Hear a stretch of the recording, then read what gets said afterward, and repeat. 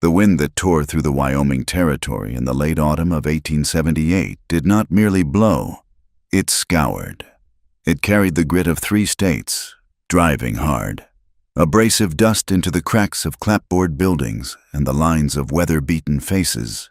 In the town of Bitter Creek, the main street was less a road and more a scarred channel of hard-packed earth, flanked by a livery stable that smelled of wet hay and ammonia, a saloon that leaked the sour scent of mash whiskey, and a whitewashed church that looked as though it was clinging to the ground for dear life. Ruth Hale sat on the tailgate of a freight wagon, her boots hovering a foot above the dust. The driver, a man with a beard like a tangled tumbleweed and eyes that had seen too much empty horizon, climbed down and began unhitching his team without looking at her. He had brought her as far as his route went, and his charity had expired the moment the wheels stopped turning. Ruth gripped the handle of her carpetbag until her knuckles turned the color of old parchment. The bag contained everything she owned in the world: 2 changes of threadbare clothes, a Bible with a broken spine, a comb missing 3 teeth, and a heavy wool shawl that smelled of wood smoke. She slid off the wagon, her legs stiff from hours of jostling, when her boots hit the ground. A puff of dust rose to coat the hem of her dress, which was already stained with the grime of travel. The driver slapped the rump of the near horse. "You best find shelter." "Missus," he muttered, keeping his back to her. "This wind has teeth, and the sun is dropping fast." Ruth nodded, though he was not looking. "Thank you for the ride," she said. Her voice was a rasp, dry as the air around them. She stood alone in the street as the wagon rattled away toward the livery. The town felt hostile, a collection of gray and brown structures hunkered down against the coming winter. She was 24 years old, though the mirror told her she looked 30. She had no money, no kin within 500 miles, and a hunger that had moved past pain into a dull, hollow ache in her center. She straightened her spine. Ruth had learned long ago that the world liked to kick a dog that cowered. If she looked like a stray, they would treat her like one. If she looked like a woman with a purpose, perhaps they would let her survive the night. Her first stop was the boarding house, a 2-story building with a peeling sign that swung violently in the gusts. She climbed the steps, smoothing her wind-tattered hair, and knocked. The door opened to reveal a woman with arms the size of cured hams and a face set in permanent suspicion. "I am looking for work," Ruth said, keeping her chin high, cleaning, cooking, mending. "I have a strong back and I'm quick with a needle." The woman looked Ruth up and down, noting the travel stains, the dark circles under her eyes, and the lack of a husband at her elbow. "We are full up," the woman said flatly. "And we have a colored girl for the cleaning." "I can work for a meal and a floor to sleep on." Ruth pressed, desperation cracking her facade just slightly. "I do not need a bed, just a corner out of the wind." The woman stepped back and began to close the door. "We run a respectable house here. We do not take in drifters. Try the saloon if you are looking to trade favors for a bed." The door shut with a definitive thud. Ruth stood there for a long moment, staring at the wood grain, forcing herself not to cry. Tears were a waste of water. Her first husband had told her once, usually right before he gave her a reason to shed them. She tried the laundry next. The air inside was hot and thick with the smell of lye soap and boiling water. 3 Chinese women worked over steaming tubs. They looked up as Ruth entered, their expressions guarded. When she asked for work, the eldest simply shook her head and pointed to the crowded room. There was no space for another pair of hands. The sun began to dip behind the jagged line of the western hills, painting the sky in bruised purples and bloody oranges. The temperature plummeted with the light. Ruth could feel the cold searching for the gaps in her thin coat. She made her way to the general store, the largest building in town, hoping that perhaps they needed someone to stock shelves or sweep. A bell jingled as she entered. The warmth inside was staggering, smelling of coffee beans, leather, and peppermint. A woman stood behind the counter, polishing a glass jar. She was dressed in fine calico, her hair pinned up strictly. Ruth approached the counter. "Excuse me, ma'am." The woman paused, her eyes narrowing as they swept over Ruth. The assessment was quick and brutal. "We have no handouts," the woman said before Ruth could finish. "I am not asking for charity," Ruth said, her voice trembling with a mix of cold and anger. "I am asking for work. I can scrub the floors. I can organize the stock." The woman laughed.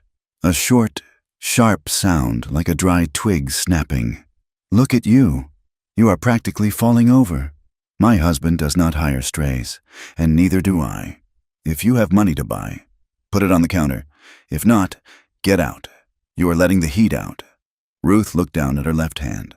A gold band sat on her ring finger, thin and worn. It was the last tether to a life that had been a misery, but it was also the only thing of value she possessed. She twisted it, feeling the metal bite into her skin. She could sell it. It might buy her a week at the boarding house, or a ticket on the stagecoach to the next town. But if she sold it, she admitted that the past 5 years had happened for nothing. She admitted she was truly erased. "I have no money," Ruth whispered. "Then you have no business here," the woman said, turning her back to wipe down a shelf. Ruth walked out into the twilight. The wind had picked up, howling down the street like a wounded animal. Her stomach cramped violently. She had not eaten a full meal in 3 days. Only a crust of bread she had saved from the day before yesterday. The saloon was the only building with light spilling generously onto the boardwalk. Laughter and the tinny sound of a piano drifted out.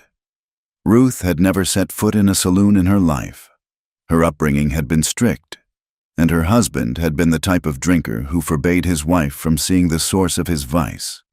But the cold was becoming a physical weight, pressing down on her shoulders. She pushed through the swinging doors. The air inside was thick with tobacco smoke and the smell of unwashed bodies. Men stood in clumps at the bar or sat at round tables playing cards. The noise dipped slightly as she entered, heads turning to inspect the new arrival. Ruth kept her eyes on the floor and walked straight to the bar. The owner was a heavy man with grease slicked through his hair and eyes that looked like black beads. He was wiping a glass with a rag that looked dirtier than the counter. "Please," Ruth said, her voice barely carrying over the piano. "Do you need help? I can wash glasses. I can sweep." The barkeep leaned over the wood, bringing with him the scent of onions and stale sweat. "We got a boy for the sweeping," he said. He looked her over, lingering on the curve of her neck and the flush of cold on her cheeks. "But a pretty thing like you could earn good money upstairs." Ruth recoiled as if he had slapped her. She took a step back, bumping into a chair. I do not do that." The barkeep shrugged. "Cold night to be choosy. Darling, the offer stands if you change your mind. $5 a night, 3 for you, 2 for the house." Ruth turned to leave, her heart hammering against her ribs like a trapped bird. She needed to get out. She would find a barn, a porch, anything. As she passed a table near the door, a hand shot out and grabbed her wrist. It was a ranch hand, his face flushed with drink, his eyes swimming. "Whoa there, little lady," he slurred. "You look like you need a drink. Why don't you sit on my lap and warm up?" "Let go of me," Ruth said, tugging at her arm. His grip was iron hard. "Come on now, don't be like that." The man laughed, pulling her off balance. He smelled of whiskey and horses. "You heard the man. Upstairs is open for business. Let's you and me go see it." He yanked her hard, trying to pull her toward the staircase at the back of the room. Panic, bright and white, flared in Ruth's mind. It was the same grip, the same smell of liquor, the same entitlement she had lived with for 5 years. She did not think. She reacted. She planted her feet, twisted her arm, and swung her free hand with every ounce of strength she had left. Her palm connected with the man's cheek with a crack that silenced the room. The man let go, stumbling back, his hand going to his face. The saloon went deadly quiet for a heartbeat, and then laughter erupted from his companions. "She made you good, Jilly," a man at the next table roared. The man named Jilly turned back to Ruth, his face twisting from shock into ugly rage. "You ungrateful little bitch," he snarled. He reached for her again, his intent clear in the bunching of his shoulders. Ruth backed up, hitting the wall. There was nowhere to go. She raised her hands, bracing for the blow. That is enough. The voice was not loud, but it cut through the noise like a knife through canvas. A man detached himself from the shadows of a corner table. He was tall, with shoulders that spanned a yard wide, dressed in a dark coat and a wide-brimmed hat that shadowed his eyes. He moved with a heavy, deliberate grace, stepping between Ruth and the drunk. "Get out of the way." "Cooper," Jilly spat. "She struck me, because you put your hands on her," the man named Cooper said. His voice was a deep rumble, calm, but laced with a warning that made the hair on the back of Ruth's neck stand up. "You are drunk, Jilly. Go sleep it off before you do something that will get you buried." "I ain't afraid of you," Jilly blustered, though he took a half-step back. "You should be," Cooper said. The two men stared at each other. The room held its breath. Ruth pressed herself against the rough wood of the wall, her chest heaving. She looked at the man defending her. He was in his late 30s, perhaps with a face carved from granite, hard planes, a square jaw, and a mouth that looked like it had forgotten how to smile. But it was his eyes that held her. They were dark, tired, and haunted by something that looked remarkably like her own desperation. Jilly scoffed, spat on the floor near Cooper's boots, and turned away. "Not worth it anyway," he muttered. "Scrawny things like that." Cooper waited until the man had retreated to the bar before turning to Ruth. He did not touch her. He stood a respectful distance away, removing his hat to reveal hair streaked with premature gray. "Are you harmed, ma'am?" he asked. "No," Ruth managed to whisper. "Thank you. This is no place for you," he said, his gaze flicking around the room where eyes were still lingering on them. "Come with me." He did not wait for an answer, nor did he grab her arm to lead her. He simply walked toward the door, his body creating a wake that she could follow. Ruth hesitated for only a second before grabbing her carpet bag and hurrying after him. Outside, the cold hit them like a physical blow. The wind had intensified, rattling the loose boards of the boardwalk. Elias Cooper buttoned his coat but seemed impervious to the chill. He looked at Ruth, who was shivering violently now that the adrenaline was fading. "There is a bench down at the end of the street, near the livery office. He said, 'It is out of the wind. I can get the host to bring us some coffee. You look like you are about to fall down.' I cannot pay you," Ruth said, her teeth chattering. "I did not ask you to," Elias replied. He led her to a small, sheltered alcove between the livery and the saddlemaker's shop. He disappeared for a moment and returned with 2 steaming tin cups. He handed one to her. Ruth wrapped her frozen hands around the metal, letting the heat seep into her palms. She took a sip. It was bitter and strong, scalding her tongue in a wonderful way. Elias sat on a crate opposite her, stretching his long legs out. He watched her drink, his expression unreadable. "You are new to town," he stated. It was not a question. "I arrived on the wagon this afternoon," Ruth said. "And you have nowhere to stay?" "No." Elias took a slow sip of his coffee. "I am Elias Cooper. I run a spread north of the river. Ruth Hale." She said, "Ruth," he repeated, testing the name. "What brings a woman like you to a place like this alone?" "Mrs. Hale. And I assume it is Mrs., seeing the ring." Ruth looked down at the band on her finger. "I am a widow," she said. "My husband. He died 6 months ago." "I am sorry for your loss," Elias said automatically. "Do not be," Ruth said sharply. She surprised herself with the honesty. The cold, the hunger, and the fear seemed to have stripped away her polite filters. He was not a good man. Elias raised an eyebrow, but said nothing. He waited. Ruth took another drink, the coffee warming her belly. "We had a small farm in Kansas, hardscrabble land, Silas. He drank away the profits before we made them. He liked to control things, every coin, every moment of my day. If I smiled at a neighbor, I paid for it later. If supper was cold, I paid for it." She paused, listening to the wind whistle past their shelter. "He died in a fall.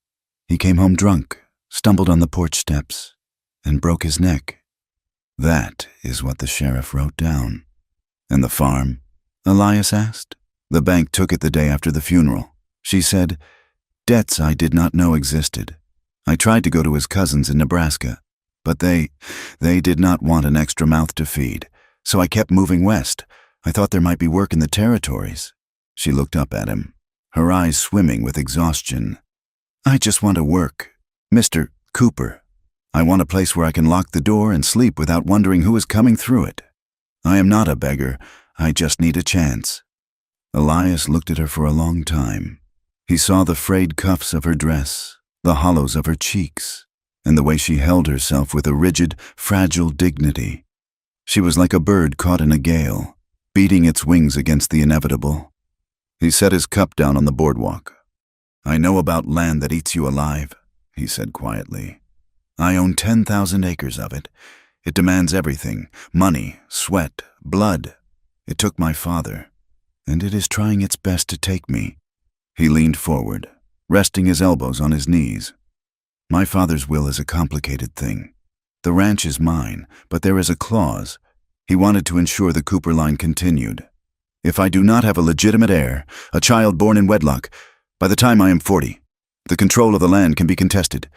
My brother, Wade, he is waiting for that day like a buzzard on a fence post. Ruth watched him, confused. Why are you telling me this? Elias looked away, staring into the dark street. I had a wife once, Esther. She was a good woman, soft, too soft for this country. She died 5 years ago. In childbirth? Ruth guessed softly. Elias nodded, a spasm of pain crossing his face. And before that, 3 others that never made it to term. The doctor, he told me, after Esther passed, that the fault likely lay with me, that my seed was weak, that I would never father a living child. Ruth felt a pang of sympathy. To a man of the West, legacy was everything. To be told you were at the end of the line was a heavy sentence. So I believed him. Elias said, I mourned my wife and I mourned the children I would never have. I let the house go quiet. I let Wade make his jokes about my empty rooms. But he turned his gaze back to her, and the intensity of it pinned her in place. I am a stubborn man, Mrs.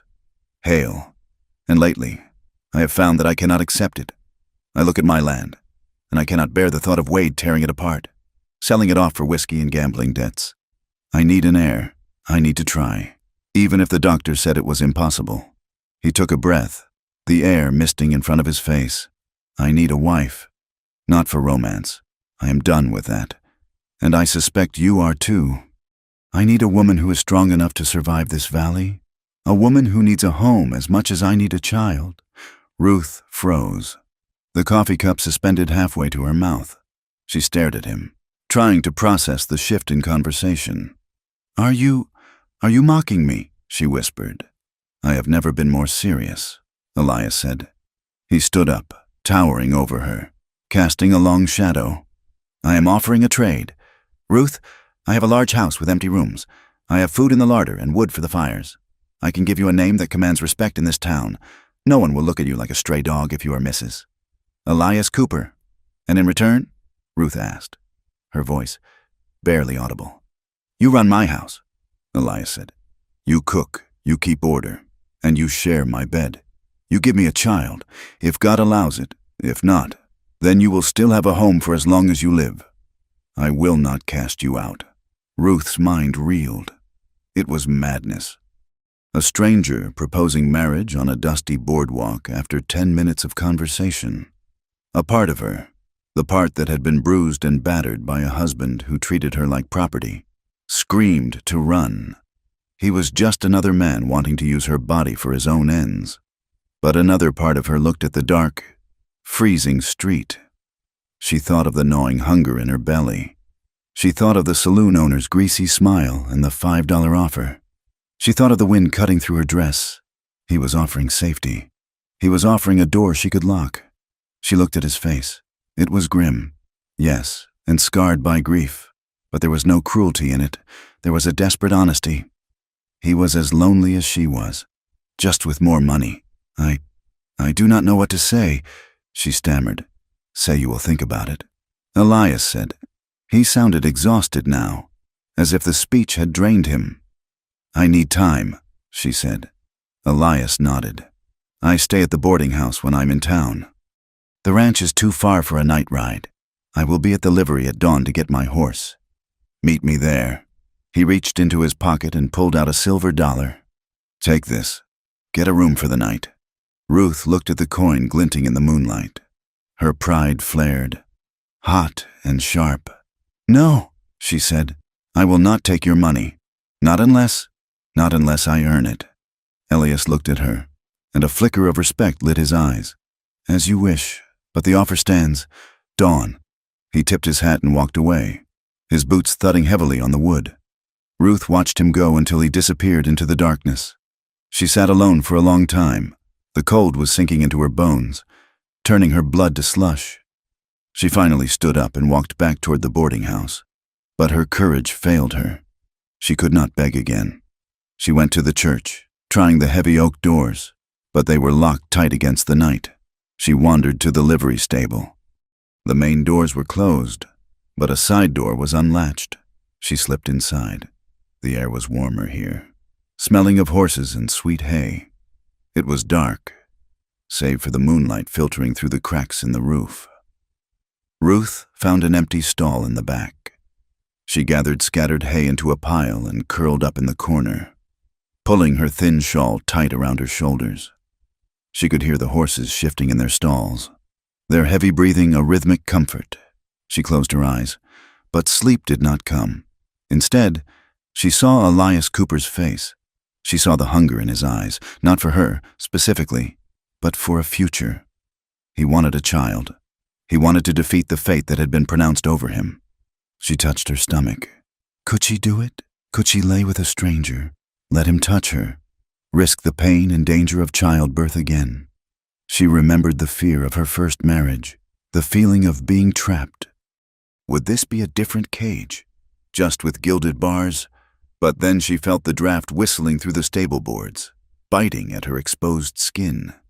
She imagined waking up tomorrow with nowhere to go, the town's rejection fresh and raw. She imagined starving. Elias Cooper lay awake in his narrow bed at the boarding house. The room was cold, but he was sweating. He stared at the ceiling, replaying the conversation. He had sounded like a fool, a desperate, lonely fool. Why had he asked her? There were women in town, widows, spinsters, who would have jumped at the chance to be mistress of the Cooper ranch. But when he looked at them, he saw calculations. He saw women who wanted his money, or who pitied his history. In Ruth Hale, he had seen something else. He had seen a fighter. When she had slapped that drunk, he had seen a spark of fire that he hadn't felt in his own life for years. And when she spoke of her dead husband, he saw a woman who understood that life was not a fairy tale. She knew the darkness. He thought of the doctor's words. Infertile. The word burned him. It made him feel less than a man. If he married her and nothing happened, if months turned to years and her belly remained flat, would she hate him? Would she look at him with the same pity Esther had shown near the end? Or worse, would she leave? He turned over, the springs creaking. He was terrified. But the thought of Wade walking into his house, claiming his father's chair, claiming the land Elias had bled for, that terror was greater. The sun rose gray and reluctant. The wind had died down, leaving a stillness that felt heavy. Elias dressed in the dark, pulled on his coat, and walked to the livery. The air inside was freezing. The horses were restless, waiting for their feed. Elias walked down the row of stalls toward his black gelding. As he passed the last empty stall, he saw a shape in the shadows. He stopped. Ruth was curled in a tight ball in the corner, half buried in hay. She was shivering in her sleep, small tremors shaking her entire frame. Elias felt a sharp pang of guilt in his chest. He should have forced her to take the money. He should have dragged her to the hotel himself. He opened the stall door, the hinges creaking. Ruth jerked awake, scrambling backward, her eyes wide and terrified. She gasped, her breath clouding in the frigid air. "It is only me," Elias said softly, holding up his hands. "It is Elias." Ruth blinked, the terror slowly receding as she recognized him. She tried to stand, but her legs were stiff with cold. She stumbled, and Elias stepped forward, catching her by the elbows. His grip was firm but gentle, holding her up. Through her thin sleeves, he could feel how cold she was. Her lips were tinged with blue, and her skin was pale as milk. "You stayed here?" he asked, his voice rough. "I had nowhere else," she whispered. Her teeth chattered uncontrollably. Elias looked at her, this small, freezing woman who had chosen a pile of hay over compromising her dignity. The decision that had been forming in his mind solidified into something unbreakable. This was not just about an heir anymore. He could not leave her here. He pulled off his heavy gloves, his hands warm and calloused. He reached out and took her hand, chafing it between his own to bring the blood back. "Ruth," he said, dropping the formalities. "Look at me." She looked up, her eyes gray and guarded. "My offer stands," he said. "I am going to church this morning. The pastor is there. We can say the vows before noon. Then I will take you home. You will have a fire, a hot meal, and a bed with a quilt thick enough to bury you." He paused, squeezing her fingers. "I will be a good husband to you, Ruth. I swear it. I will not raise a hand to you. I will not keep you hungry. We will make a contract for it, if that helps you. But come with me, please." Ruth looked at him. She felt the warmth of his hands seeping into hers. She saw the fear in his eyes, fear that she would say no, fear that he would have to ride back to that empty house alone. She realized then that he was offering her a rescue. Yes, but he was asking for one in return. She took a trembling breath, the air sharp in her lungs. She thought of the long road behind her and the closed doors of the town. She looked at this man who was scared and frightened and stubborn. "Yes," she whispered. Elias exhaled, a sound of profound relief. "Yes, I will marry you. Elias Cooper." He nodded, his face serious. "Good. That is good." He unbuttoned his coat and draped it over her shoulders. It was heavy and smelled of tobacco and horse, enveloping her in warmth. "Let's get you out of the cold," he said. He led her out of the stall and into the gray morning light. Ruth walked beside him, clutching the lapels of his coat, stepping toward a future she could not quite see, hoping against hope that she was not walking into another fire. The interior of the First Church of Bitter Creek was as dry and colorless as the bones of the cattle that sometimes bleached in the ravines south of town. The air inside smelled of beeswax and old hymnals, a scent that usually promised sanctuary, but today felt stagnant. The ceremony was hurried, squeezed in between the pastor's mid-morning tea and his preparation for the Wednesday prayer meeting. Ruth stood at the altar, her hands clasped so tightly that her knuckles were white. She was still wearing the travel-stained dress she had arrived in, the hem heavy with dust. Beside her, Elias Cooper loomed like a mountain, his good dark coat smelling of cedar and tobacco. There were no flowers. There was no music. The only witnesses were the sleepy-eyed boy who swept the floors and the man from the livery stable, who leaned against a pew looking as though he would rather be mucking stalls. Reverend Thomas hurried through the liturgy, his voice a monotone drone that stripped the words of their majesty. He looked over his spectacles at them, his gaze lingering on Ruth's frayed cuffs before flicking back to his book. In the back pew, the pastor's wife, Mrs. Thomas, sat with Mrs. Gable, the banker's wife. They made no effort to lower their voices. "It is a charity case. That is what it is." "Mrs." Thomas whispered, her voice carrying in the hollow silence. "He pulled her out of a horse stall this morning. A homeless widow. And now she is to be the mistress of the Cooper Ranch. It is unseemly, Mrs." Gable sniffed, adjusting her bonnet. "Wade will be furious. Imagine a stray dog sitting at the Cooper table. I give it 6 months before she runs off with the silver." Ruth heard every word. She stiffened, her gaze fixed on the wooden cross behind the pulpit. She felt a flush of shame creep up her neck, hot and stinging. She wanted to turn and shout that she was not a thief, that she was a woman doing what she must to survive. But she held her tongue. She had learned long ago that shouting at respectable women only proved their low opinion of you. Elias shifted beside her. His jaw tightened, a muscle jumping in his cheek. He had heard them too. He did not turn around, but he reached out and took Ruth's hand. His grip was firm, almost crushing, an unspoken assertion of solidarity. "With this ring, I thee wed," Elias rumbled. His voice was deep, drowning out the whispers in the back. He produced a plain gold band from his vest pocket. It was simple, unadorned, but thick and solid. He slid it onto her finger.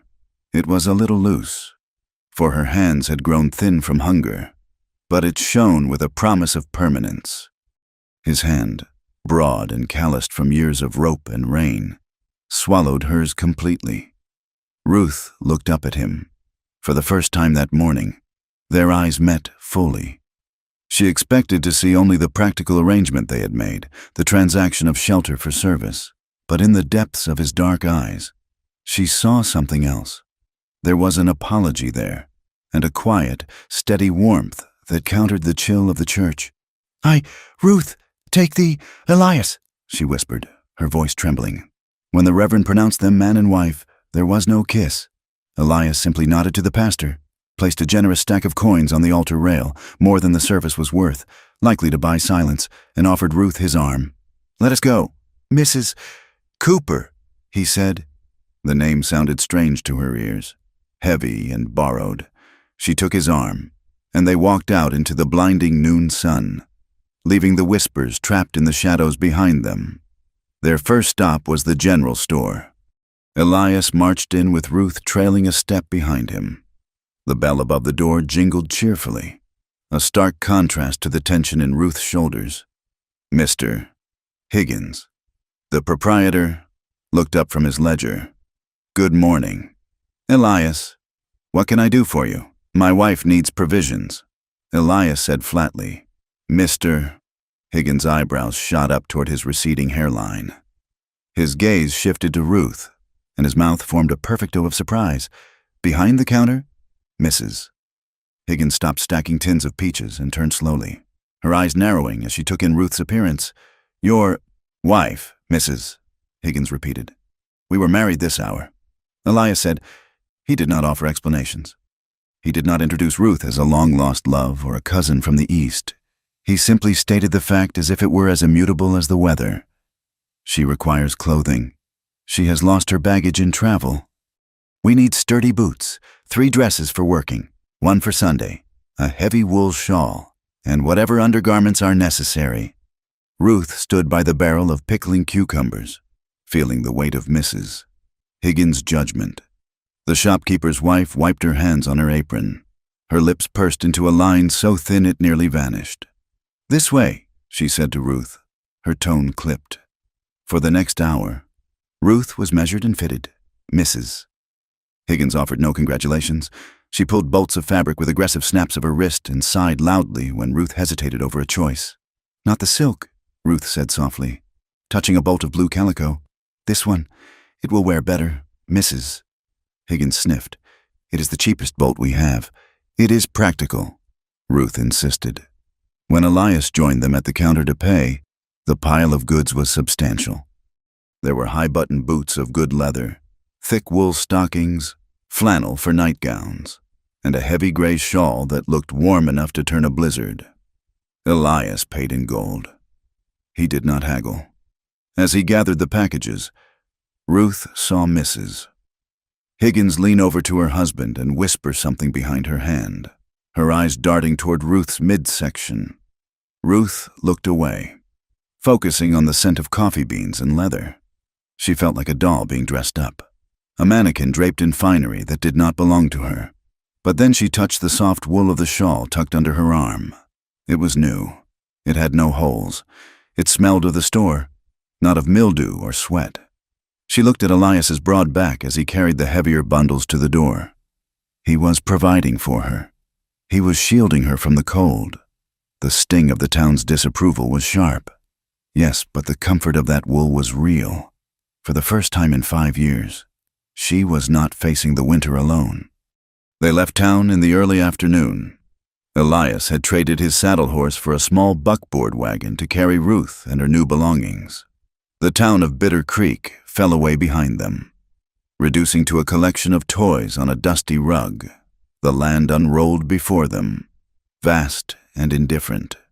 It was a landscape of browns and golds, of dry, brittle grass that hissed in the wind and distant hills that looked like the bruised knuckles of the earth. The sky was too big, a sprawling dome of relentless blue that made human concerns feel trivial. Ruth sat on the hard wooden seat, gripping the edge as the wagon bounced over ruts. The wind pushed dust into her face, stinging her eyes, but she did not turn away from it. She breathed deep. The air here was clean, smelling of sagebrush and dry earth. "It is a long ride," Elias said, breaking the silence that had stretched for miles. 3 hours, if the horses keep a good pace." Ruth nodded. "It is beautiful," she said, in a hard way. Elias glanced at her, surprised. "Most folks find it desolate. My mother hated it. She said the wind sounded like it was trying to scrub the names off the gravestones." Ruth looked at the horizon. "I think I like that it is big," she said. "It makes me feel small. When you are small, it is harder to be hit." Elias was quiet for a moment, digesting this. He flicked the reins gently. "That ridge there," he said, pointing with his whip handle to a jagged spine of rock rising to the west. "We call that the Sentinel. When the snow comes, it hits there first. If you see white on the Sentinel, you have 2 hours before the storm hits the house." "And the river?" Ruth asked, nodding toward the silver ribbon winding through the cottonwoods in the distance. "The Sweetwater." Elias said, "The name is a lie. It is muddy half the year and frozen the other half. But in the spring, when the melt comes down from the high country, it floods the bottomlands. It brings the grass back." His voice softened as he spoke of the land. The gruff, defensive tone he used in town evaporated. He spoke of the water tables, of the best canyons for wintering cattle, of the way the light hit the red cliffs at sunset. Ruth listened, realizing that this man was not just a rancher who owned the land. He belonged to it. He was as much a part of this valley as the sagebrush. She felt a strange sense of freedom. Out here, with the town out of sight, the gossip meant nothing. The pastor's wife could not whisper to the wind. The sun was dipping low, casting long, stretching shadows across the grass.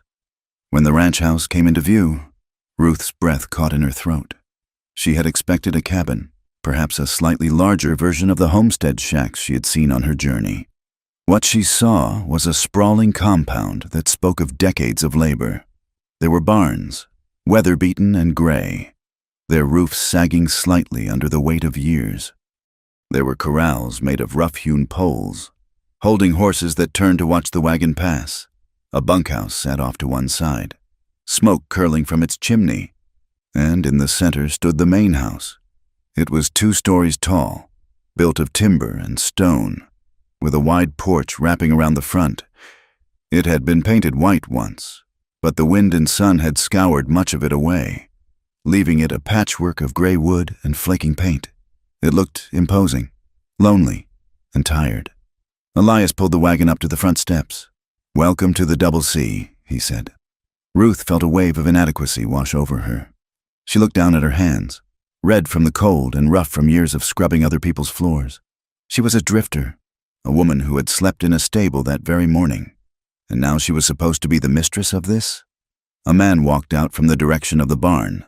He was older, his legs bowed from a lifetime in the saddle, his face a roadmap of wrinkles. He took the horses' bridles. "In the afternoon, my boss, the man, grunted. 'Hank,' Elias said, climbing down, 'this is my wife, Mrs. Ruth Cooper.'" Hank did not flinch. He spat a stream of tobacco juice into the dust, wiped his mouth with his sleeve, and touched the brim of his hat. "Ma'am, Mr. Hank," Ruth said, her voice small. "Just Hank, ma'am," he said. Before she could say more, the front door of the house opened. A woman stepped out onto the porch. She was tall and spare, wearing a severe gray dress and an apron that looked as though it had been starched with iron filings. Her hair was pulled back so tightly, it pulled at her eyes. "Mrs. Pratt," Elias said, helping Ruth down from the wagon. The housekeeper stopped at the top of the steps. She looked at Elias, then at the bundles in the wagon, and finally at Ruth. Her gaze was surgical, She catalogued the new shawl, the nervous posture, the age, and the station of the new arrival in a single sweep. I did not know we were expecting guests.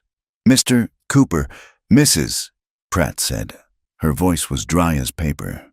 Not a guest, Elias said, his voice firming. Ruth is my wife. We were married this morning. She will be running the house with you, Mrs. Pratt stood perfectly still for 3 seconds. The silence was loud enough to ring in Ruth's ears. I see, Mrs., Pratt said finally. She gave a single, sharp nod, like a bird pecking at a seed. Well, supper is at 6. I have a roast in. I suppose I can stretch it. She turned her eyes to Ruth. Do you know how to keep a house, Mrs. Cooper, or are you a town woman? I have worked on farms, Ruth said, meeting the older woman's gaze. I can cook, clean, sew, and I am not afraid of blood or dirt. I will not be a burden to you. Mrs. Pratt, Mrs. Pratt's eyes narrowed slightly. Assessing. We shall see, she said. Come inside. The wind is picking up. Ruth followed her into the house, feeling as though she had just passed a test, though she was not sure if she had passed with high marks or barely scraped by. She knew, with a certainty that settled deep in her gut, that she would have to earn this woman's respect. Mrs. Pratt would not give it away for free, and certainly not just because Ruth wore a gold ring. The interior of the house was dim and clean, smelling of lemon oil and wood smoke. The furniture was heavy and dark, clearly chosen for durability rather than style. Elias carried her bags up the stairs. Mrs. Pratt had retreated to the kitchen, the clatter of pans signaling her displeasure at the disruption of her routine. Elias opened a door at the end of the hallway. This will be your room, he said. Ruth stepped inside. It was a large room with a window looking out over the west pasture. There was a sturdy bed covered in a quilt of the log cabin pattern, a washstand with a pitcher and bowl, and a wardrobe. It was clean, cold, and impersonal. She turned to see Elias standing in the doorway, looking uncomfortable. Your room? She asked. Next door, he said, gesturing to the adjacent door. Ruth felt a confusing mix of emotions. Relief. Certainly, she barely knew this man, and the thought of sharing a bed with a stranger terrified her. But there was also a faint sting. Was she so unappealing? Or was this just business to him? So strictly business that he did not even want her near him. I thought it best, Elias said, rubbing the back of his neck. We are strangers. Ruth, I do not want you to feel cornered. We have time. There is no rush to change things. Ruth nodded slowly. Thank you, Elias. That is kind of you. He looked as though he wanted to say more, but he just nodded once and backed out of the room, closing the door softly. That night, Ruth stood at her window. The moon was high and full, washing the ranch yard in a ghostly silver light. She could hear the wind singing around the eaves of the house, searching for a way in. In the distance, the yipping howl of a coyote rose and fell, a lonely, wild sound. She looked at the solid walls around her. She touched the quilt on the bed. It was real. She was safe. But as the house creaked under the assault of the wind, she realized that safety in the West was an illusion. A home was just wood and nails standing against a wilderness that wanted to tear it down. It was always one storm away from being broken. The next few days fell into a rhythm that was exhausting and saving. Ruth rose before the sun, shivering as she dressed in the dark, and went down to the kitchen to start the fire before Mrs. Pratt appeared. She learned quickly that the way to Mrs. Pratt's heart, or at least to her tolerance, was competence. Ruth took over the baking of the bread, kneading the heavy dough until her arms ached. She scrubbed the pine floors until her knees were bruised. She peeled mountains of potatoes for the hungry hands who ate in the bunkhouse. She worked with a ferocity that surprised even herself. She was paying for her life. Every loaf of bread, every swept corner, was a payment on the debt she felt she owed Elias for rescuing her. Elias was gone from dawn until dusk.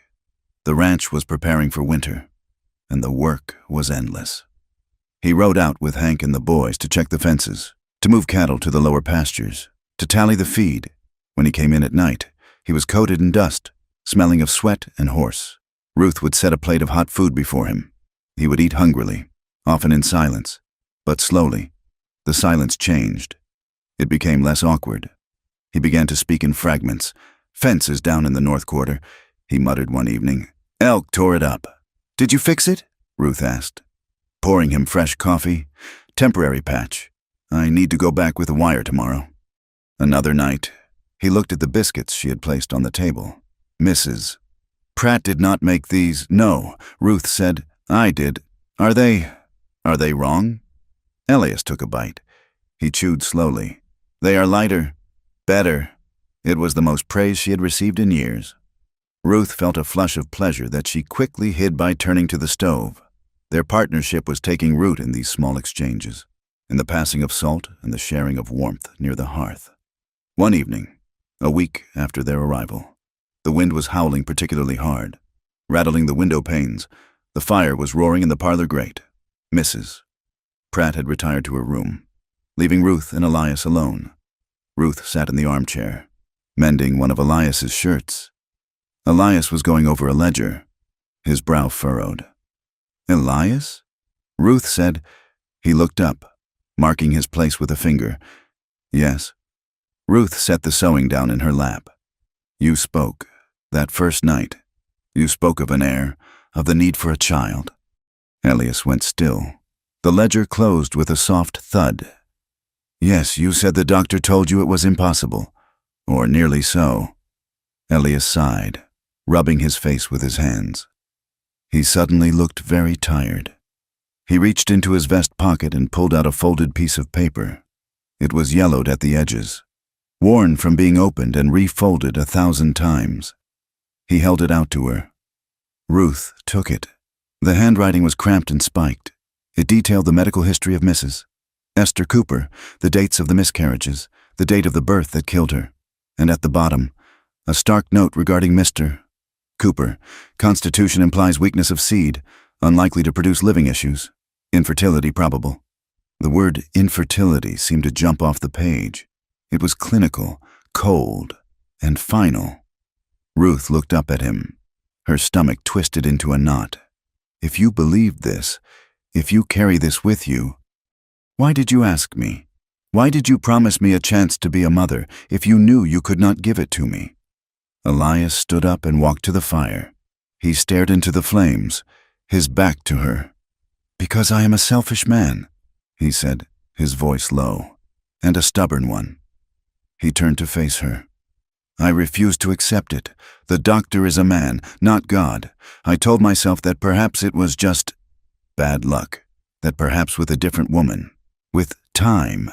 But you let me believe it was a certainty," Ruth said, her voice rising. She felt a flare of anger. It felt like a trick, like the time her first husband had promised they would have a real house, only to drink the lumber money away. "You used me. You needed a placeholder to keep your brother away, and you dangled a baby in front of me to get me to agree." Elias flinched. "I did not use you, Ruth. I needed an ally. I needed someone who would stand with me against Wade. And I needed to hope." He stepped closer, his hands open at his sides. "Look at me, Ruth. I am nearly 40. I have a house full of ghosts. That note, it brands me. It tells me I am at a dead end, that everything my father built dies with me. Do you know what that feels like? To be broken in the one way that matters for a man out here?" Ruth looked at him. She saw the shame burning in his eyes. It was a raw, naked thing. He was not the powerful rancher in that moment. He was a man terrified of his own inadequacy. Her anger deflated, leaving a hollow ache. She understood shame. She understood the feeling of being less than. She had carried the label of barren and poor and stray for years. "You should have told me the whole truth," she said quietly. "But I understand wanting to defy the verdict." Elias slumped, sitting on the edge of the hearth. "I am sorry. Ruth, if you want to leave, if you want to annul this, I will give you the money to go anywhere you want. Ruth looked at the fire, then at him. She picked up the shirt she was mending. "I have nowhere to go. Elias, and I dug the garden today. I am not leaving my garden." That night, the air in the hallway was thick with unsaid things. When they went upstairs, Elias did not stop at his door. He stopped at hers. "Ruth?" he asked. She turned, her hand on the latch. "We are married." He said, "If we are to try, if we are to prove the doctor wrong, we cannot do it from separate rooms." Ruth's heart hammered against her ribs. She looked at the dark wood of the door. She thought of Silas, her first husband, his rough hands, his whiskey breath, the pain that she had learned to endure by staring at a crack in the ceiling. But Elias was not Silas. Elias had bought her a shawl. Elias had apologized. "Come in," she whispered. The room was dark, lit only by the dying embers in the small fireplace. They undressed in silence, backs turned to each other. The rustle of clothing lulled in the quiet. When they climbed into the high bed, the mattress dipped under Elias's weight.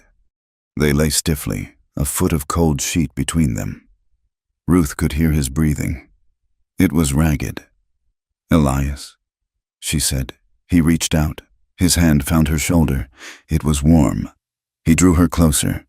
Ruth stiffened instinctively, waiting for the grab, the crush. But Elias moved slowly. His hand slid down her arm, his fingers tracing the line of her elbow. He smelled of soap and cedar. He kissed her. It was a tentative press of lips, asking a question rather than demanding a right. Ruth exhaled, her body slowly uncoiling. She kissed him back. As the kiss deepened, a spark lit in her belly. It was not fear. It was warm. It was a longing she thought had been beaten out of her years ago. She pressed against him, her hands finding the muscles of his back. Elias groaned low in his throat. He moved over her, his weight heavy and grounding. But then, he froze. Ruth felt his muscles seize. He pulled back abruptly, gasping as if he had been burned. "I can't," he muttered. He scrambled off her, rolling to the far side of the bed. He sat up, head in his hands, his breathing coming in panic-stricken gasps. "Elias?" Ruth asked, confused. "Did I do something wrong?" "No," he choked out. "No, it is." Images flashed through Elias's mind, blood on white sheets. Esther's screams, the tiny, blue silence of the stillborn, the feeling that his desire was a weapon that killed the things he loved. "I cannot hurt you," he whispered. "I cannot do it again." He stood up, grabbing his nightshirt, and stumbled toward the door. "I'm sorry. Ruth, I am sorry." The door clicked shut. Ruth lay alone in the vast, cold bed. The warmth he had left behind faded quickly. She stared at the ceiling, where the shadows of the tree branches danced in the moonlight. Tears pricked her eyes. The old voices rose up, the ones that said she was unlovable, that she was broken goods, that she was not woman enough to keep a man. But beneath the hurt, she heard the echo of his panic. "I cannot hurt you." He was not rejecting her because he despised her. He was rejecting her because he was terrified. She pulled the quilt up to her chin, listening to the wind howl outside, battering the house. They were two damaged people trying to build a shelter out of matchsticks in a gale. She closed her eyes. It was a terrible, fragile beginning. But as she drifted into a restless sleep, she held on to one thought. He had stayed until the fear took him. Next time, perhaps, he would stay longer. The winter did not arrive in the valley with a polite knock. It kicked the door in. By late November, the sky had hardened into a sheet of relentless slate-gray iron that seemed to press down upon the rooftops of the ranch. The wind, which had been a nuisance in the autumn, became a weapon.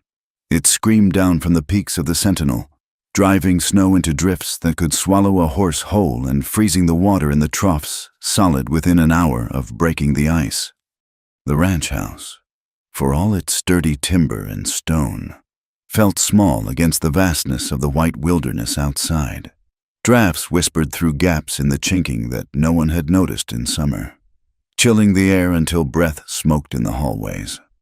Ruth Cooper threw herself into the war against the cold with a ferocity that surprised Mrs. Pratt. The older housekeeper's arthritis flared badly when the pressure dropped, turning her hands into stiff, painful claws. Ruth took over the heavy work without being asked. She hauled water from the pump in the yard, wrapping her hands in rags to keep the skin from sticking to the frozen iron handle. She chopped kindling on the back porch, the axe rising and falling with a rhythm that echoed the beating of her own heart. Steady, necessary, and hard. Inside, she kept the fires fed. It was a constant battle. The wood stove in the kitchen devoured logs, and the hearth in the parlor seemed to suck heat up the chimney as fast as the fire could produce it. Ruth mended clothes by the flickering light of oil lamps, her needle flashing through wool and denim. She pieced together quilts from scraps of old flannel, adding layer upon layer to the bedding in the bunkhouse and the main rooms. She saw Elias mostly in passing during the daylight hours. He and the hands were ghosts in the snow, appearing only to gulp down hot coffee before disappearing back into the white swirl. They rode out to check on the herd, cutting wire fences to let cattle drift to sheltered canyons, breaking trails through the drifts for the stragglers, and dragging calves that had been born too late and too weak into the warmth of the barns.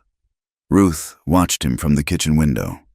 She would wipe the frost from the glass and see him saddling his black gelding in the gray dawn, his breath clouding around his face. He looked exhausted, his shoulders heavy under his shearling coat. Every time he rode out, fading into the veil of falling snow, a sharp pang of worry struck her chest. It was a new feeling, this anxiety for another person's safety. For so long, her only worry had been her own survival. Now, her safety was tied to his, but the fear felt deeper than mere pragmatism. One evening in December, the light was failing early, turning the world a bruised purple. Ruth was in the kitchen, kneading dough for the morning biscuits, when Mrs. Pratt gasped from her chair by the stove. "Look," the housekeeper said, pointing a gnarled finger toward the window. Ruth went to the glass, across the yard, moving fast and silent. A herd of deer was running. They were not grazing. They were fleeing, bounding over the fences and heading for the heavy timber near the creek. They moved with a frantic, fluid urgency. "They know." "Mrs." Pratt murmured. "A big one is coming. A real northerner." Within 20 minutes, the wind changed. The low moan around the eaves turned into a shriek. The temperature plummeted so fast Ruth could almost feel the air tightening. The door burst open, and Elias stumbled in, followed by Hank. They were covered in ice, their eyebrows frosted white. "The weanlings," Elias gasped, tearing off his gloves.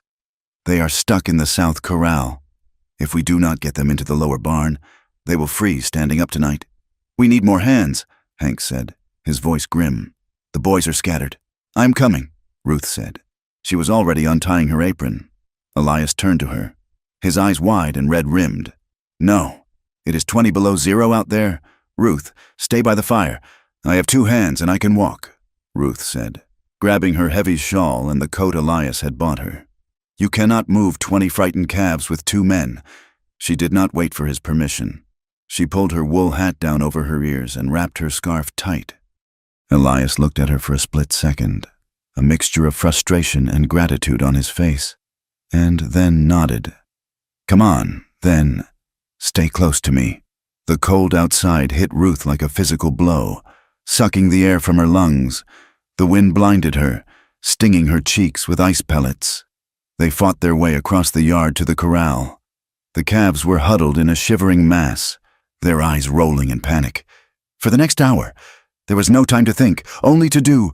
Ruth waved her arms, shouting into the gale, pushing against the flanks of terrified animals. The snow was knee-deep and drifting higher. Her skirt soaked through instantly, heavy and freezing against her legs, her boots filled with snow. But she did not stop. She saw Elias wrestling a calf that had gone down, lifting the animal with a grunt of exertion that tore through the wind. She saw Hank shouting orders that were snatched away by the storm. Finally, the last calf stumbled into the warmth of the lower barn. Elias slammed the heavy doors and dropped the bar in place. The sudden silence inside the barn was deafening. The air smelled of wet fur, manure, and hay. They stood there for a moment, chests heaving. Ruth's legs were trembling so violently she thought she might collapse. Elias walked over to her. He grabbed her shoulders, his grip hard. "Are you all right?" Ruth nodded, though her teeth were chattering so hard she could not speak. "Let's get inside," he said. "Now!" The run back to the house was a blur of white. When they spilled into the kitchen, Mrs. Pratt was waiting with hot towels and a pot of coffee that smelled like heaven. Ruth peeled off her frozen coat and sat by the stove, the heat pricking her numb skin like 1,000 needles. Elias sat across from her at the heavy oak table. He looked drained, his face gray with fatigue. His hands, resting on the wood, were shaking, not from fear, but from the deep, bone-marrow chill that settled into a man after hours in the saddle. He stared at his hands as if they belonged to someone else, unable to stop the tremors. Ruth watched him. She saw the man who carried the weight of the land, the cattle, and the people who depended on him. She saw the man who thought he was broken because he could not produce a child, yet who fathered this ranch with every ounce of his blood. Without letting herself think about the propriety of it, Ruth stood up. She poured a mug of coffee, wrapping a towel around it so it was hot but not burning. She walked around the table and placed the mug between Elias's shaking hands. Then, she covered his hands with hers. Her skin was red and raw, but it was warm. She rubbed his knuckles gently, pressing her heat into his frozen flesh. Elias went still. He looked up at her, his dark eyes wide with surprise. He did not pull away. He let out a long, ragged breath and leaned into her touch, his fingers curling slightly to grip the mug and her hands together. "Thank you," he whispered. His voice was rough, stripped of all command. Ruth did not say anything. She just kept rubbing his hands, standing close enough that her skirt brushed his knee. The silence in the kitchen stretched, heavy and sweet. Hank and Mrs. Pratt, busy at the stove, kept their backs turned, granting them a moment of privacy in the crowded room. It was a small thing, a touch of hands over a tin cup, but in the midst of the howling storm, it felt like a vow renewed. The storm blew itself out by the next afternoon, leaving the world buried under 3 feet of brilliant, blinding white. The work did not stop, but the immediate danger had passed. Ruth found herself restless in the house. She had finished the mending, and Mrs. Pratt had reclaimed the kitchen. She wandered into Elias's study, a room she rarely entered. It was a masculine space, smelling of old paper and tobacco.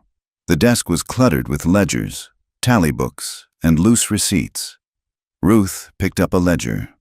She had kept the books for her father's farm before she married Silas, and Silas had forced her to manage his debts until there was nothing left to manage.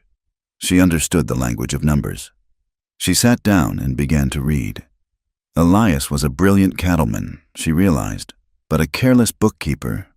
He paid what was asked without question. He bought feed in small batches at high prices rather than bulk. She took a piece of paper and a pencil. For 2 hours, she calculated. She wrote down the price of flour from the Mercantile in Bitter Creek versus the freight cost of ordering barrels from the railhead in Cheyenne.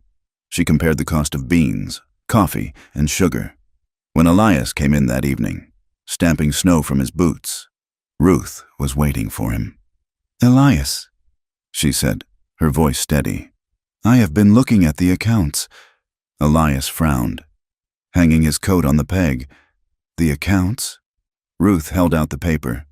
"You are paying 20% more for flour than you need to. And the feed bill.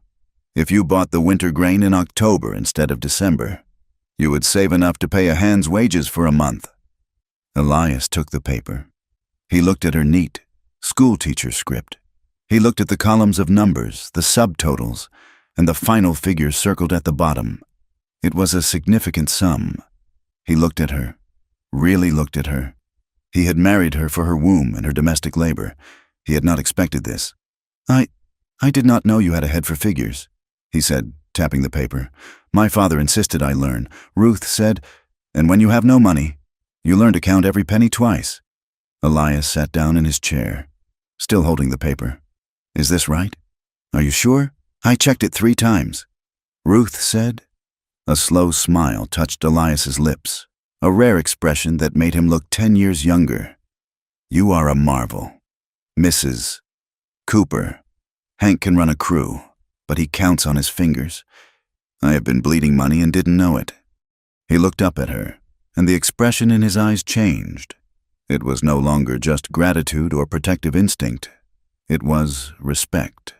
He was looking at a partner. We will do it your way, he said. You handle the orders from now on. Ruth felt a flush of pride warm her chest. It was better than any compliment on her cooking.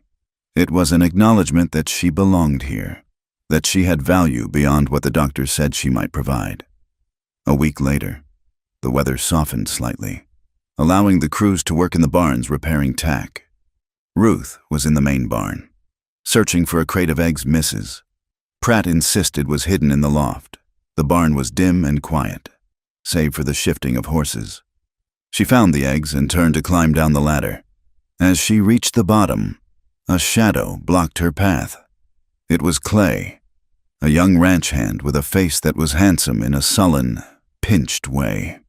He had been watching her for weeks, his eyes lingering too long on her bodice when she served supper. In the afternoon, Mrs. Cooper, Clay said. He did not move out of her way. Good afternoon. Clay, Ruth said, clutching the basket of eggs. Please let me pass. Clay leaned against the ladder, trapping her in the corner of the stall. You're always rushing off. Too good to talk to the help? I have work to do, Ruth said. Her heart began to beat faster. She knew this tone. She knew the slouch of his shoulders. Work. Clay scoffed. Playing lady of the manor. We all know where Elias found you. Ruth, sleeping in a horse stall like a vagrant. He stepped closer. He smelled of chewing tobacco and unwashed flannel. My cousin in Abilene says he knew a woman who looked just like you. Worked at the Golden Slipper. Said she was friendly enough if you had a silver dollar. Ruth went cold. I have never been to Abilene, she said, her voice shaking.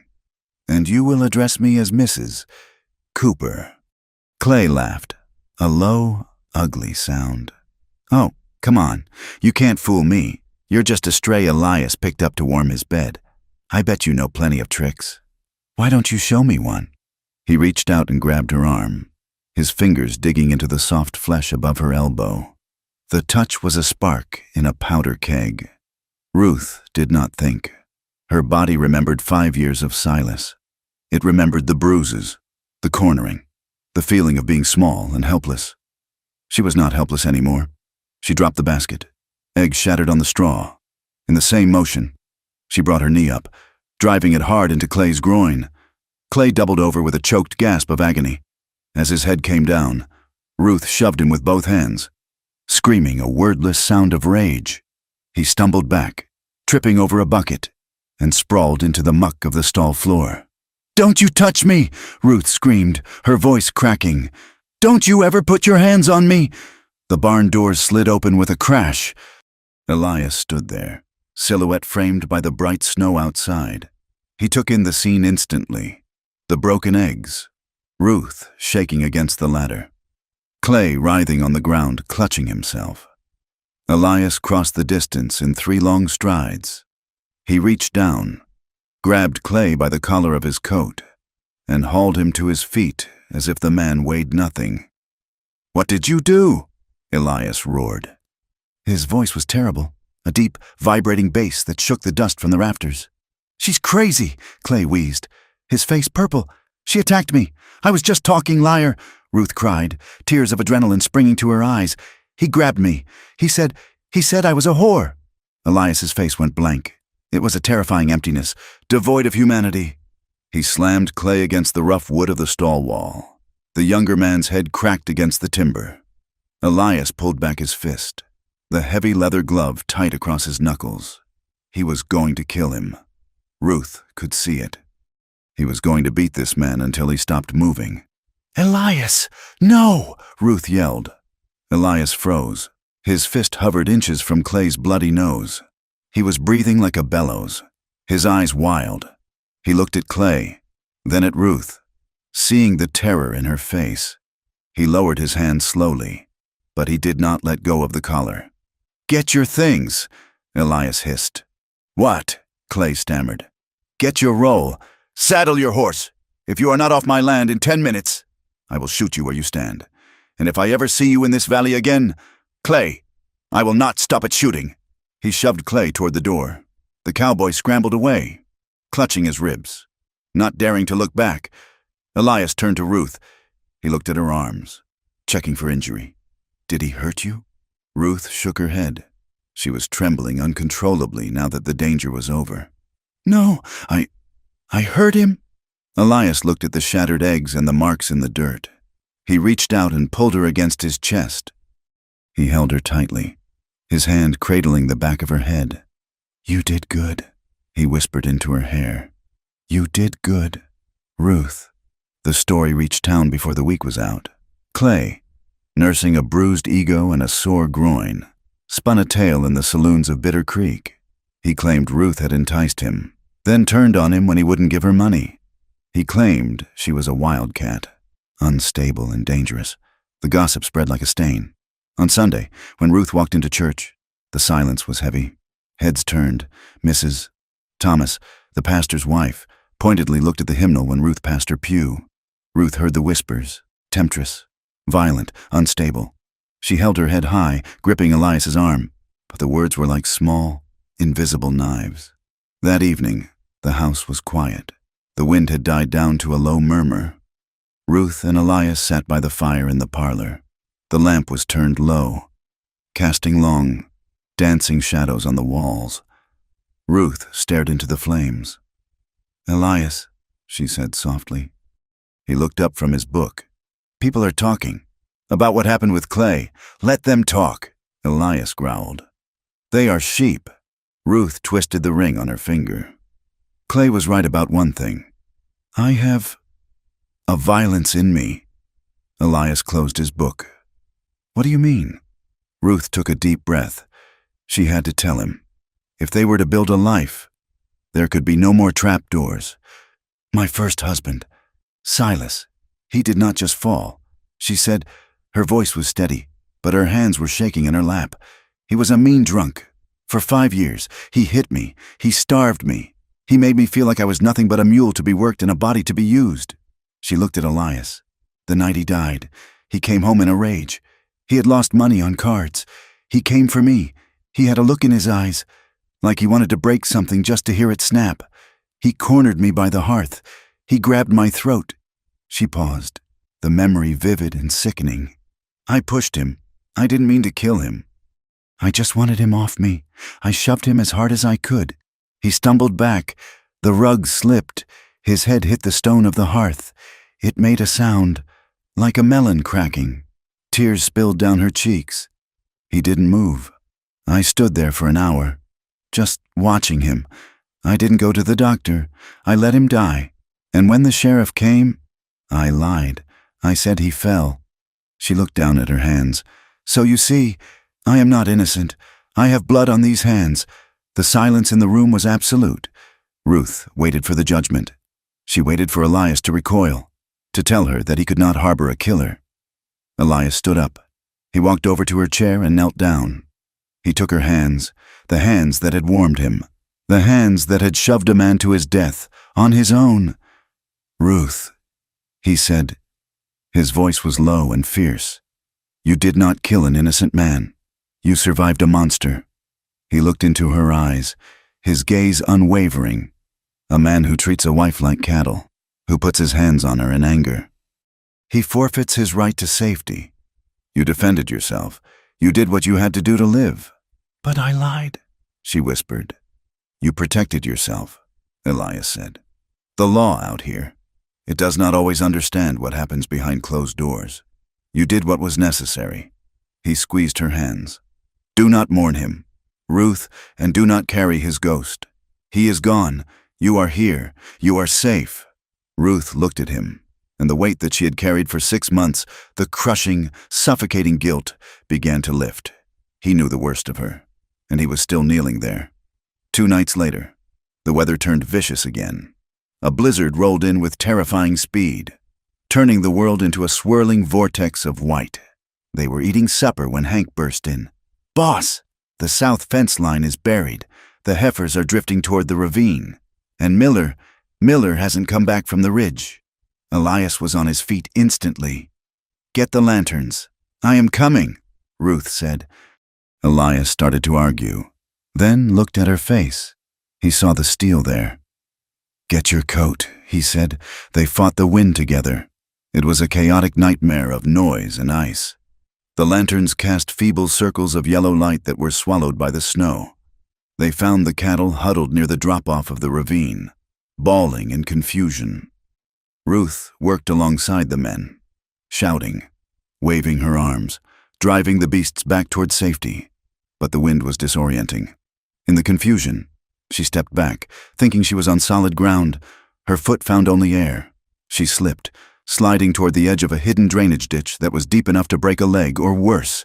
"Elias!" she screamed. A hand shot out of the darkness. Elias caught her wrist. He hauled her back with a grunt of effort, pulling her hard against his chest to keep them both from toppling over.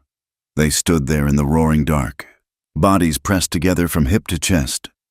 The snow swirled around them, sealing them in a private, freezing world. Ruth could feel his heart pounding against her own. Her breath mingled with him in the small space between their faces. "Are you hurt?" he shouted over the wind. "No!" she yelled back. He didn't let go. He held her tighter. For a moment, the danger, the cold, and the adrenaline fused into something else. It was a raw, desperate need to feel life, to feel heat. "We have to find Miller," Elias shouted, but his hand lingered on her waist for a second too long before he turned back to the storm. They found Miller a half-hour later, huddled under an overhang, half frozen, but alive. They dragged him back to the bunkhouse, then stumbled toward the main house, their bodies numb and heavy. Inside, the heat of the kitchen hit them like a wall. They shed their coats, water pooling on the floor. Misses. Pratt hurried out to tend to Miller, leaving them alone.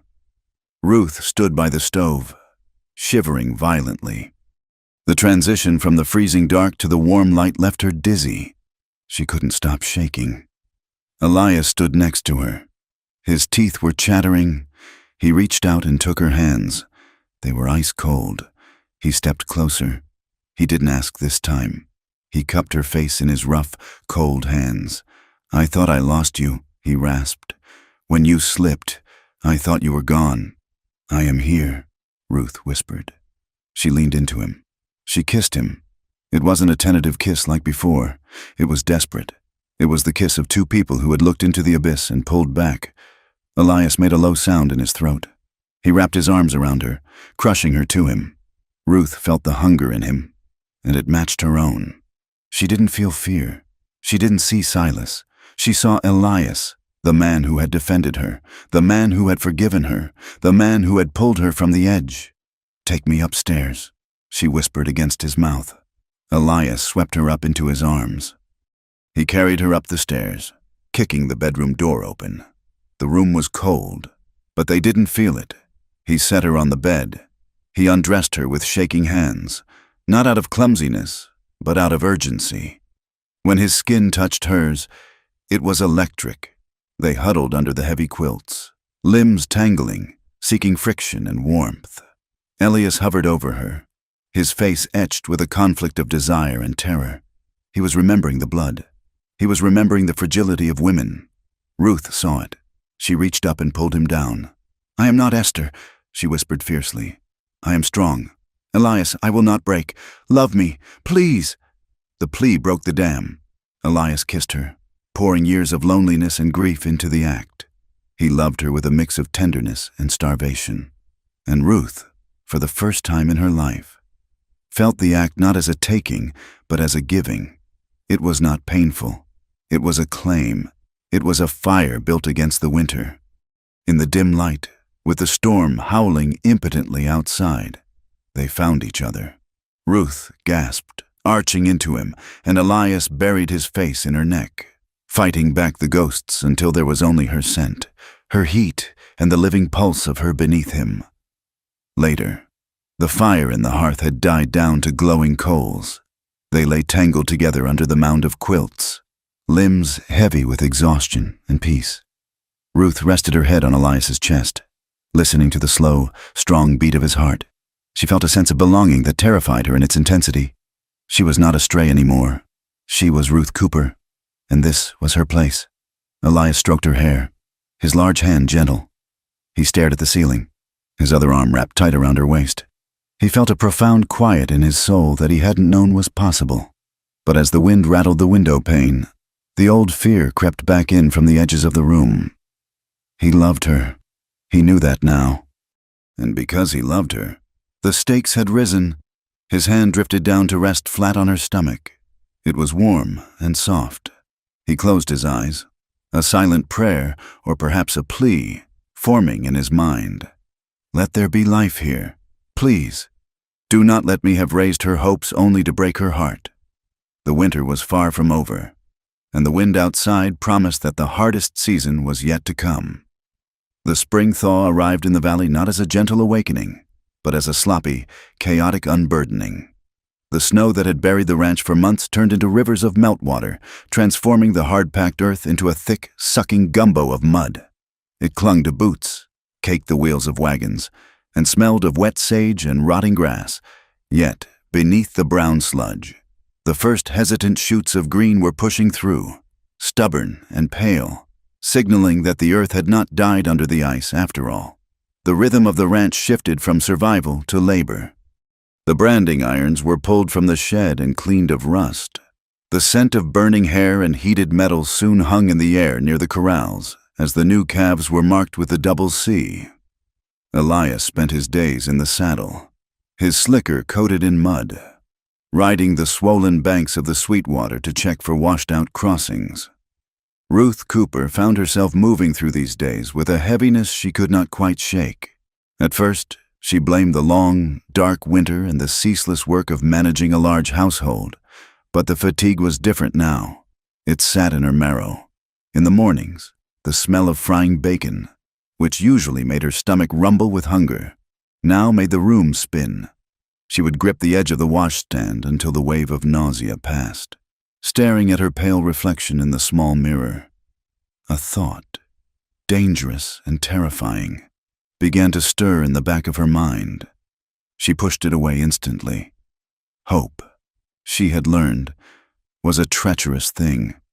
To hope for a child after everything, after her own history of loss, and after Elias's confession of his barrenness, felt like inviting a lightning strike. One afternoon, the sky was a mottled gray, threatening more rain. Ruth was on the porch, shaking out a rug, when a rider appeared at the ranch gate. He did not ride like a cowhand. He sat his horse with a stiffness that suggested he preferred a carriage. As he drew closer, Ruth saw a man who bore a striking, distorted resemblance to her husband. It was Wade Cooper. He wore a city coat that looked sharply out of place against the backdrop of muddy corrals and weather-beaten barns. His hat was clean, his boots polished beneath the splash of road mud. He had Elias's dark eyes, but where Elias's gaze was deep and guarded, Wade's was shifting and bright with calculation. Elias walked out from the barn, wiping his hands on a rag. Ruth watched the brothers meet. There was no embrace, no handshake. They stood 6 feet apart, 2 fence posts that could never support the same wire. Wade dismounted, tossing his reins to a stable boy without looking at him. He walked up the porch steps, his eyes fixing on Ruth. "So," he said, his voice smooth as oiled leather, "this is the lady of the house." Ruth stiffened but dipped her head politely. "I am Ruth Cooper." Wade smiled. It was a smile that did not reach his eyes. Wade Cooper, the younger, and some would say, the more unfortunate brother. I heard Elias had taken a wife. I had to come and see the happy couple for myself. A family visit, you understand. Elias stepped onto the porch, placing himself subtly between Wade and the front door. "You are a long way from Denver. Wade." "Business brings me closer than you think," Wade said, dusting off his sleeve, "and a concern for the family legacy." "Of course." He turned his gaze back to Ruth, looking her up and down with an appraisal that made her feel as though she were livestock being judged for auction. He took her hand, bringing it to his lips. His mustache grazed her skin, and Ruth had to fight the urge to pull away. Charmed. Sister-in-law, Wade murmured. The glint in his eyes sent a chill down her spine that had nothing to do with the damp air. It was a look of knowing, a look that said he saw right through the new dress and the gold ring to the desperate woman underneath. Supper that night was an exercise in tension. Mrs. Pratt slammed the plates down with more force than necessary, her disapproval of the guest radiating off her like heat from the stove. Wade sat at the table as if he owned it, drinking Elias's best whiskey and picking at the roast beef. He spent the first half of the meal asking pointed questions about the herd count and the winter losses, his tone suggesting that Elias was mismanaging the asset. Then he leaned back, swirling the amber liquid in his glass. "I must say, Elias, you surprised us all," Wade said lightly. "Marrying so suddenly. And without an introduction to the family, it looks impulsive." "I do not answer to you, Wade," Elias said. His voice was low, a rumble of thunder in the quiet room. "Of course not," Wade conceded. "But you do answer to Father's will. You remember the terms. I am sure the deadline is approaching. Without a legitimate heir, a child of your body, the trust dissolves, and the land title opens up to contest. The bank and the courts might view my claim as the more stable one, especially if they believe the current management is erratic." Ruth sat very still, her hands folded in her lap. She could feel the heat rising in her cheeks. Wade looked at Ruth, his smile widening. It makes one wonder if this marriage was a matter of the heart, or just a panic. Finding a woman. Where was it? In the street? And making her a wife overnight? He took a sip of whiskey. It is a noble charity. Elias. Really, most men would have just given a stray a meal and sent her on her way. But to marry her? Some might say you are desperate. And some women, well, they look for the fattest cow to latch onto when the winter gets cold. The fork in Elias's hand bent slightly under the pressure of his grip. "That is enough," Elias said. The silence that followed was absolute. "Keep your tongue off my wife. Wade, Ruth is the mistress of this house. You will treat her with respect, or you will sleep in the barn with the horses." Wade held up his hands in mock surrender. "Peace, brother. I meant no offense. I'm just looking out for you. Men can be easily tricked when they are lonely." He winked at Ruth, a small, conspiring gesture that made her stomach turn over.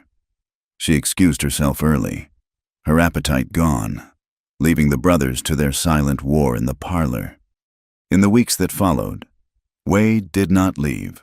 He stayed in the guest room, riding out during the day to inspect the land he clearly felt was already his.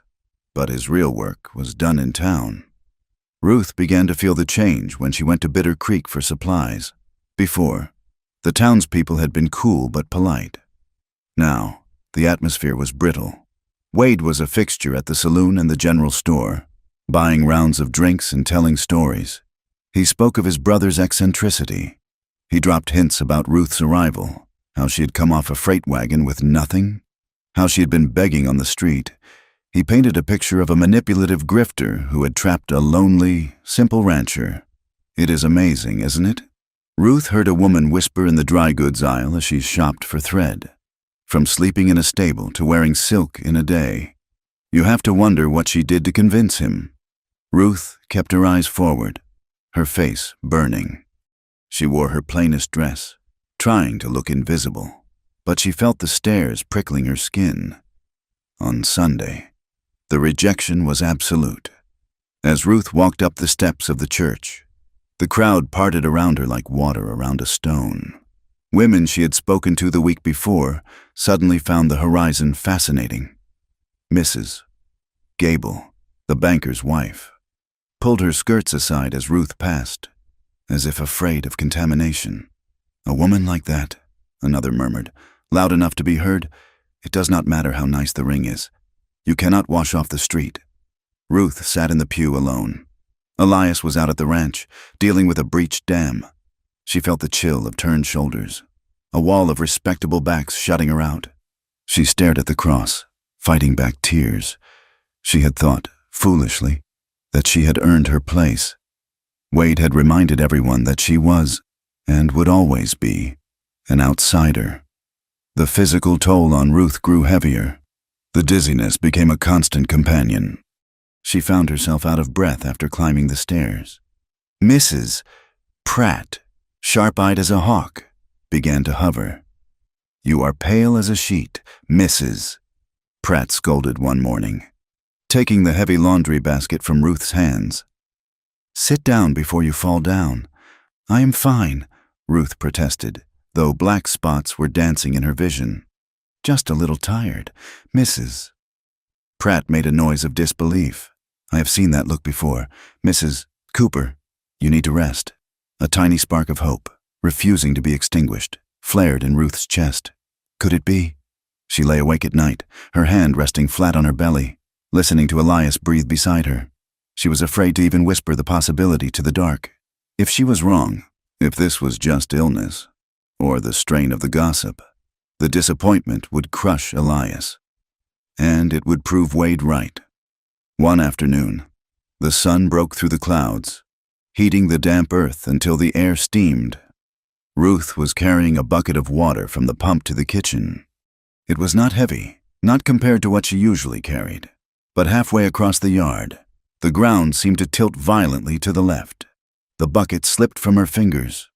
She reached out, grasping at the air, and then the darkness swallowed her. She woke to the smell of smelling salts and the rough texture of the quilt under her cheek. She was in her bed. The curtains were drawn against the afternoon light. Elias was there. He was pacing the room, his face the color of ash. When he saw her eyes open, he was at her side in an instant, falling to his knees. "Ruth, can you hear me? Elias?" she whispered. Her tongue felt thick. "What happened? You collapsed in the yard," he said, his voice tight with panic. "Hank found you. I sent it to the doctor. He is here now." Ruth tried to sit up, but Elias gently pushed her back. "Lay still, please." The door opened, and Dr. Stanton entered. He was an older man with weary eyes and hands that smelled of carbolic acid. He carried a leather bag that clicked as he set it down. "Mr. Cooper, if you would give us a moment," the doctor said.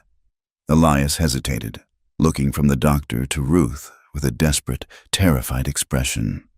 Finally, he nodded and stepped out into the hallway, closing the door but not latching it. The examination was brief but thorough. "Doctor," Stanton asked questions about her monthly courses, her appetite, and the fainting spells. He pressed on her abdomen with practiced hands. When he was finished, he wiped his hands on a towel and sat on the edge of the bed. His expression was grave but gentle. "Well, Mrs. Cooper," he said softly, "it is as I suspected. You are with a child." Ruth let out a breath she didn't know she was holding. The world seemed to stop spinning. A baby, a real, living hope. Tears sprang to her eyes, hot and fast. "But," the doctor continued, raising a hand, "you must listen to me. You are very early, and your body... Ruth, you have lived a hard life. You are thin, and your blood is poor.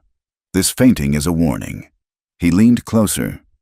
"You are at a high risk of losing this child. If you continue to work the way you do, carrying heavy loads, standing all day, you will miscarry. You must rest. You must eat. You must be fragile, even if you do not feel fragile. Do you understand?" Ruth nodded, her hands protective over her stomach. "I understand, Doctor." Stanton stood up and opened the door. "Mr. Cooper, you can come in." Elias stood in the doorway. He looked like a man facing a firing squad. "Well," he rasped, "she is pregnant. Elias." The doctor said. Elias went rigid. He stared at the doctor, then at Ruth. His mouth opened, but no sound came out. The shock was physical, a blow that knocked the wind out of him.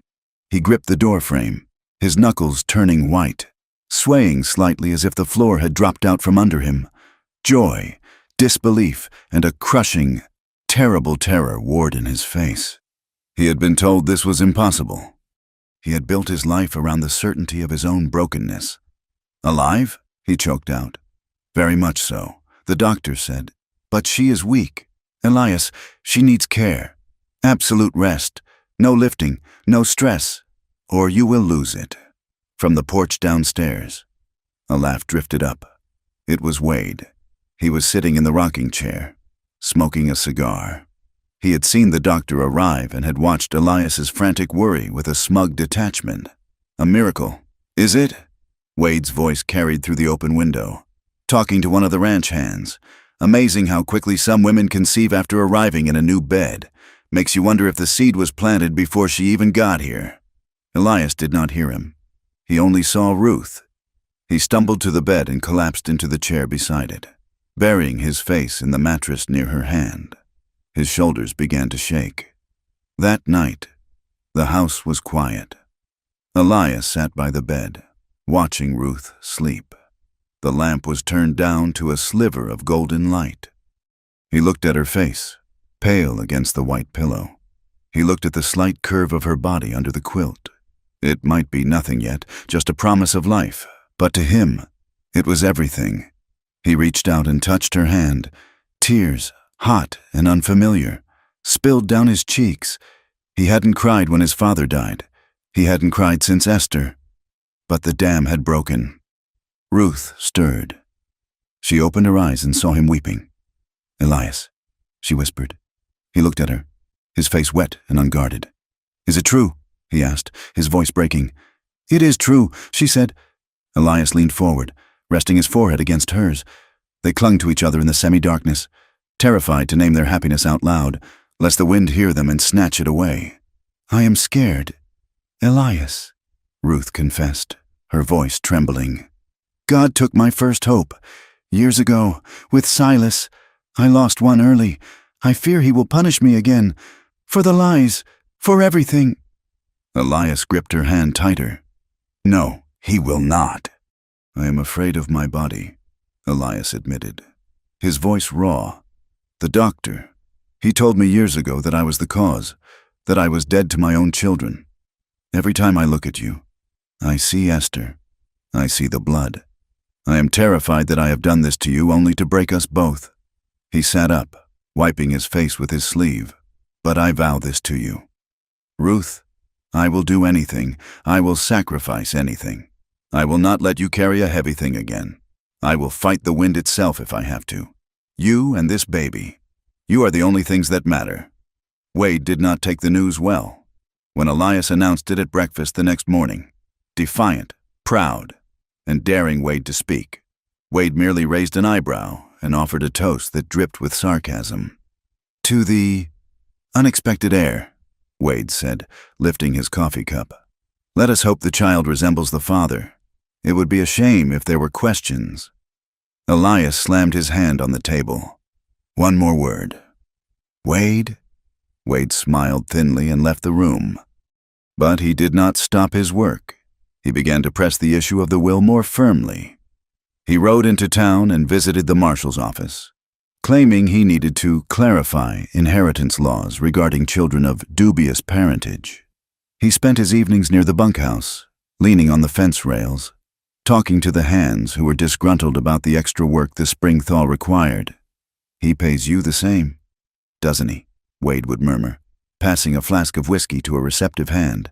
"But he spends money on silk dresses for the stray, and now a baby. That ranch is going to bleed cash. You boys might want to look for work elsewhere before the collapse comes." Seeds of discontent were sown in the mud of the ranch yard. Men looked at Elias with new skepticism. They looked at Ruth with suspicion. Ruth, despite the doctor's orders, felt she could not stay trapped in the house while the poison spread. She convinced Elias to let her ride into town with him on the wagon, promising to sit still while he went to the bank. She needed to visit Mrs. Pratt's sister to pick up some herbs for tea, while waiting on the boardwalk, sitting on a bench to rest. Ruth overheard two women standing around the corner of the Mercantile. Their voices were hushed but clear in the crisp air. "My husband spoke to the marshal," one woman said. Wade Cooper told him there are questions about her first husband, the one who died in Kansas. The other asked, "Died?" The first woman scoffed. "That is the charitable word. Wade says she killed him, says there were strange circumstances. A fall that didn't look like a fall. Mercy." The second woman breathed. "You don't think she is dangerous?" "A woman who kills one husband might kill another if the price is right, or if he gets in her way. And now she is pregnant. It is a trap, clear as day." The word sliced through Ruth like a skinning knife. Murderer, dangerous. Trap! She felt the blood drain from her face. Her heart hammered a frantic rhythm against her ribs. Wade knew, or he had guessed. He was twisting the darkest moment of her life into a noose to hang her with. If people believed she was a murderer, they would take the baby. They would come for her. And Elias would be dragged down with her. She stood up, swaying dizzily, and stumbled toward the wagon where Elias was waiting. "Take me home," she gasped. "Please." The rideback was silent. Ruth sat rigid, her hands clutching her belly. The fear was a cold stone in her throat. That evening, the sun set behind the sentinel, painting the sky in violent shades of red. Elias was in the parlor, stoking the fire. He looked up when Ruth entered. She looked like a ghost. "Ruth, what is it?" Ruth stood in the center of the room. She could not hold it anymore. The secret was rotting her from the inside. If Wade was going to use it, Elias had to know the truth. The whole truth. "I have to tell you," she said, her voice cracking. "Tell me what?" Elias moved toward her, concerned, etching deep lines in his forehead. "About Silas," she said, "about how he died." Elias stopped. "You told me he fell. You told me you pushed him. I didn't tell you everything." She sobbed. She sank onto the rug, unable to stand. Elias knelt before her. He came home drunk. She whispered, the words pouring out in a rush. He was angry. He had lost the money for the seed corn. He said it was my fault. He said I was a burden. He grabbed me by the hair. He dragged me to the hearth. She looked at Elias, her eyes wide with the horror of the memory. He was going to kill me. Elias, I saw it in his eyes. He picked up the poker. He raised it. I didn't just push him away. I shoved him with everything I had. I wanted him to fall. I wanted him to stop. She took a shuddering breath. He hit his head on the stone. There was so much blood. It pooled on the floor. It soaked into the cracks.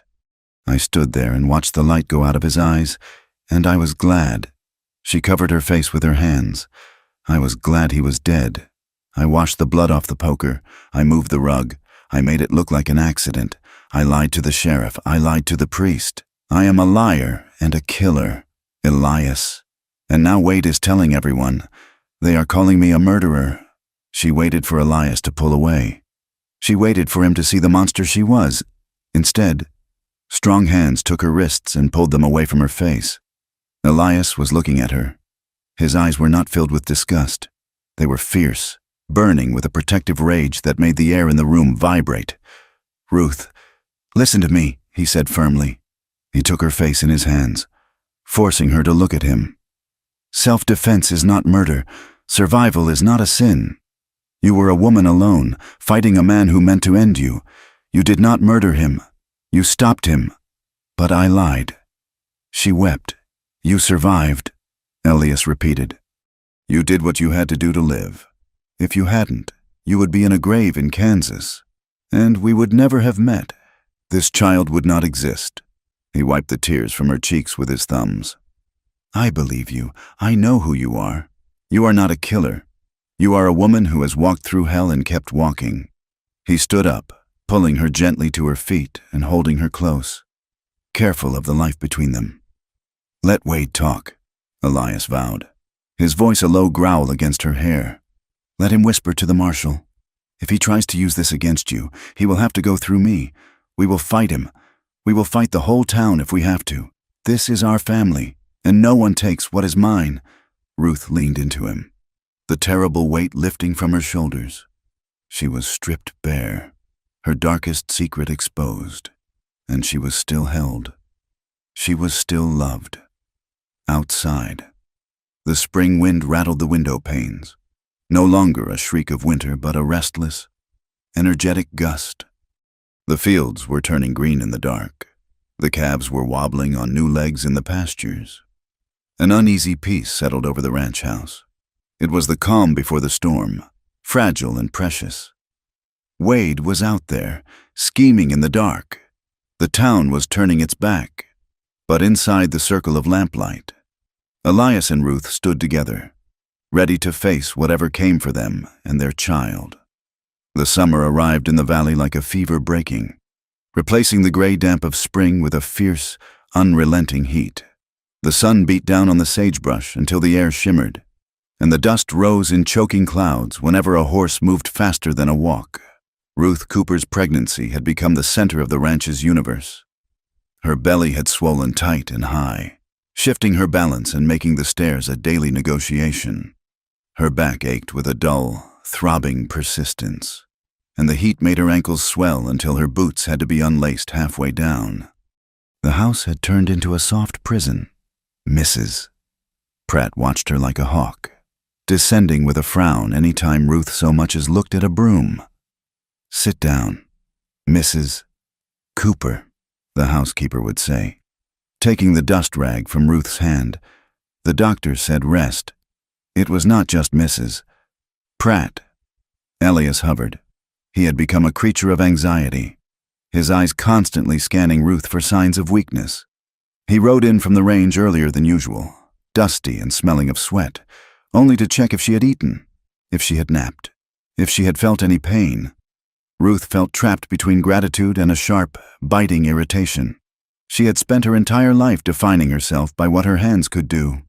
She had scrubbed floors until her knuckles bled. She had hauled water. She had survived.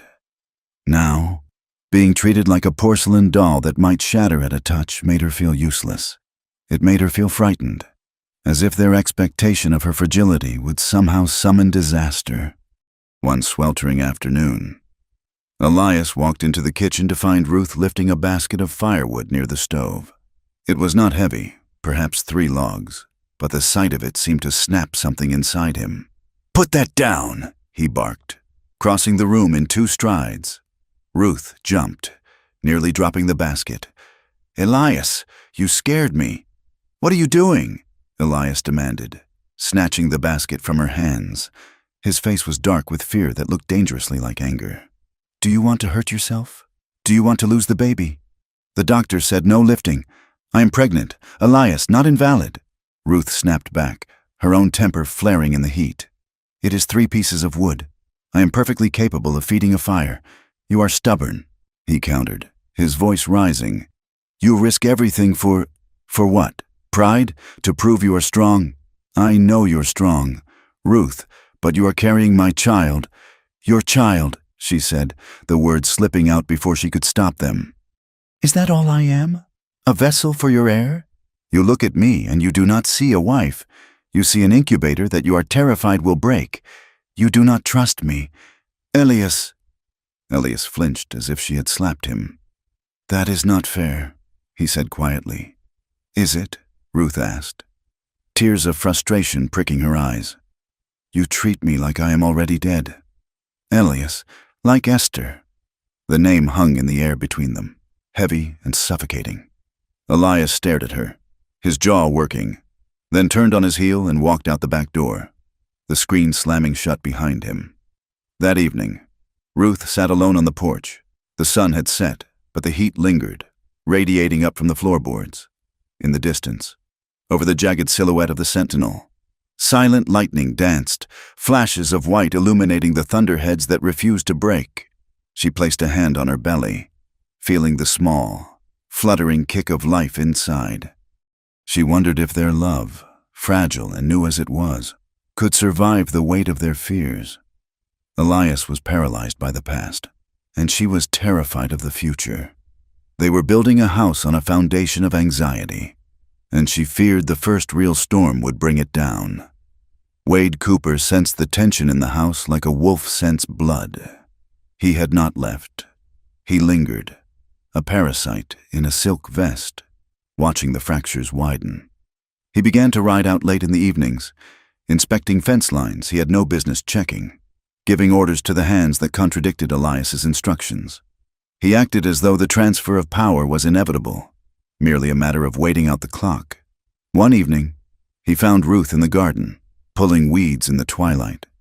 He leaned against the gate, smoking a cheroot. "You look tired, sister-in-law," he said, his voice smooth. "Elias working you hard?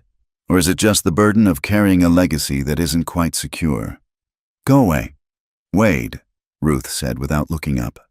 "You know," he continued, flicking ash onto her tomato plants, "women like you often end up alone again. It is a cycle, isn't it? You find a protector. He fails or dies, and you are back on the street. Only next time, you will have a brat on your hip. It'll be harder to find a warm bed then." Ruth stood up, wiping dirt from her hands. "Is that a threat?" "It is a prediction." Wade smiled. "Elias is a weak man. Ruth, he cracks under pressure. And you? You are just a variable in an equation that is about to resolve itself in my favor." 2 nights later, the air was thick and still, the kind of silence that precedes violence.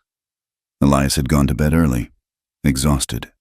Ruth was in the parlor, unable to sleep, reading by a low lamp. A sound from outside made her look up, a low, rumbling vibration that she felt in the soles of her feet before she heard it. Then, chaos erupted. Shouts drifted from the bunkhouse. The vibration grew into a roar. Ruth stood up, heart pounding, and walked to the window. Shapes were moving in the darkness, huge, dark shapes thundering past the garden fence. Cattle, hundreds of them. Ruth stepped out onto the porch.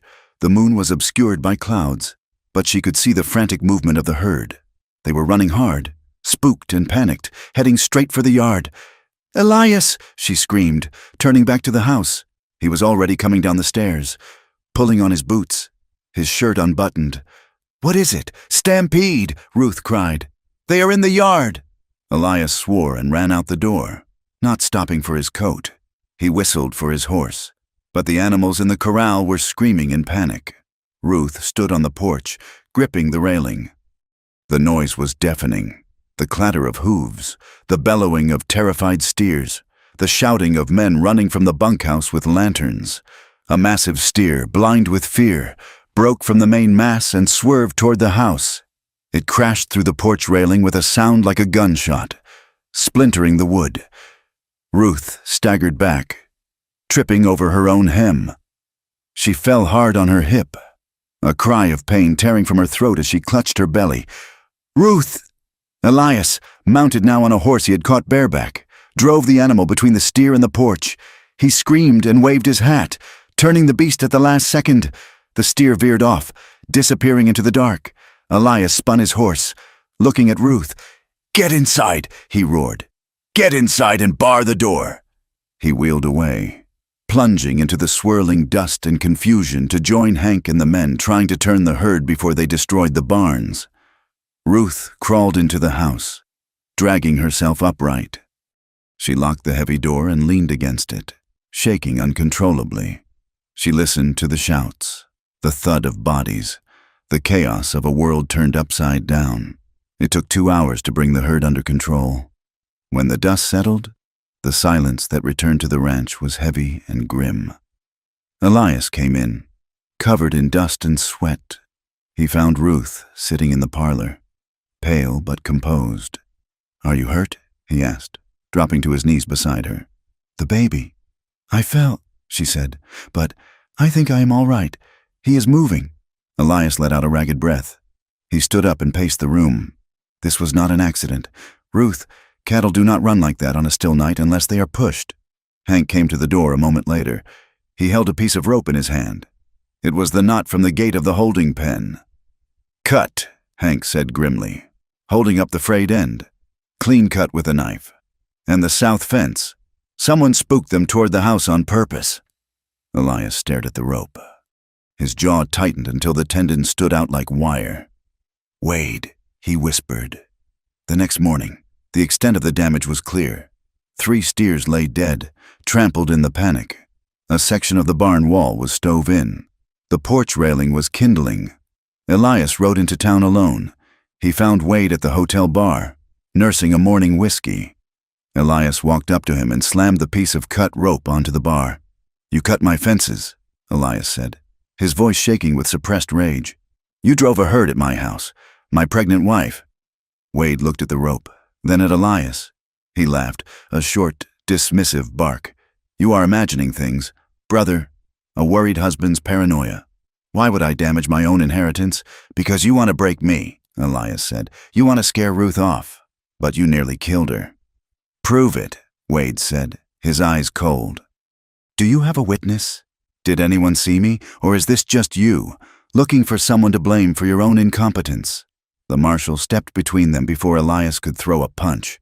"Without proof." "Elias, I can do nothing," the lawman said. "Go home. Cool off." Elias rode back to the ranch, a cold knot of certainty in his gut. Wade was escalating. He wasn't just waiting anymore. He was hunting.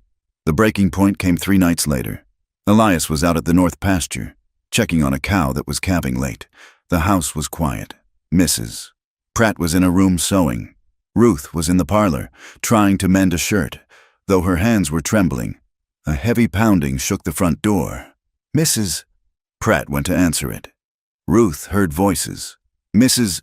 Pratt's sharp, indignant tone, and then a slur of words that made her blood freeze.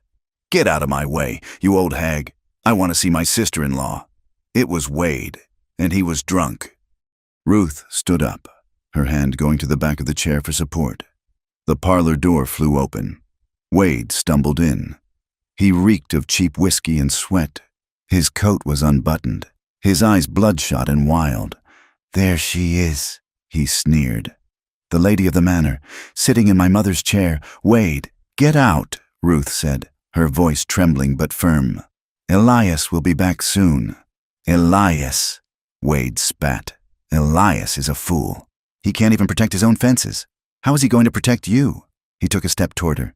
"You think you have won, don't you? You think because you have a bastard in your belly, you get it all, the land, the money, the respect." He laughed, a wet, ugly sound. "It's mine. Ruth, it was always supposed to be mine. I'm the one with the head for business. I'm the one who should be running this place, not playing nursemaid to a barren cripple and his stray dog." He lunged, grabbing her wrist. His grip was wet and hard. "Come with me," he hissed, pulling her close. His breath smelled of rot. "Leave him. I'll set you up in town. I'll give you money, a house, safety. Just sign a paper saying the child isn't his. Say you tricked him." Ruth recoiled. Memories of Silas crashing over her, the smell of liquor, the entitlement, the violence. "Let go of me!" she screamed.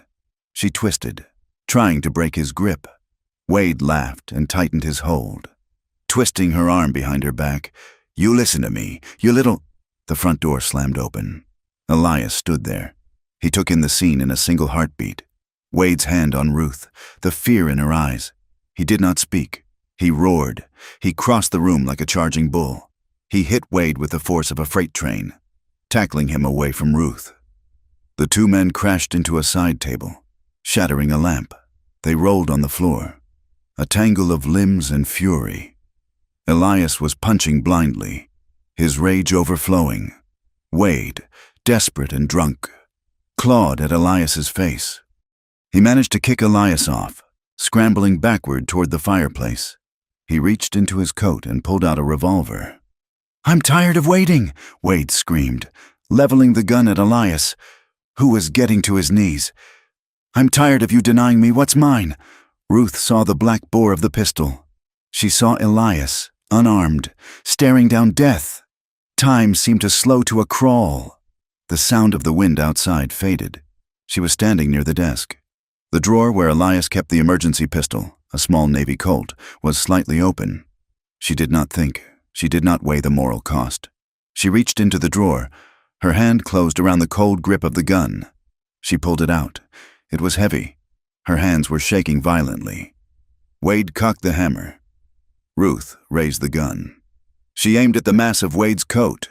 "Stop!" she screamed. Wade turned his head, distraction flickering in his eyes. Ruth pulled the trigger. The explosion was deafening in the small room. The recoil jarred her arm up to the shoulder. The bullet did not hit Wade's chest. It grazed his shoulder, tearing through the fabric and flesh. Wade howled, a high, shocked sound. The impact spun him around. His gun clattered to the floor. He clutched his shoulder, blood welling dark between his fingers. "You shot me!" he shrieked, staring at Ruth with disbelief. "You crazy whore! You shot me!" Elias was on him in a second. He kicked Wade's gun away and pinned his brother to the floor. His forearm pressed against Wade's throat. Hank and 3 ranch hands burst into the room. Guns drawn by the sound of the shot. They stopped, staring at the tableau, the shattered lamp. Wade bleeding on the rug, Elias pinning him, and Ruth standing by the desk, the smoking pistol still in her hand, her face white as chalk.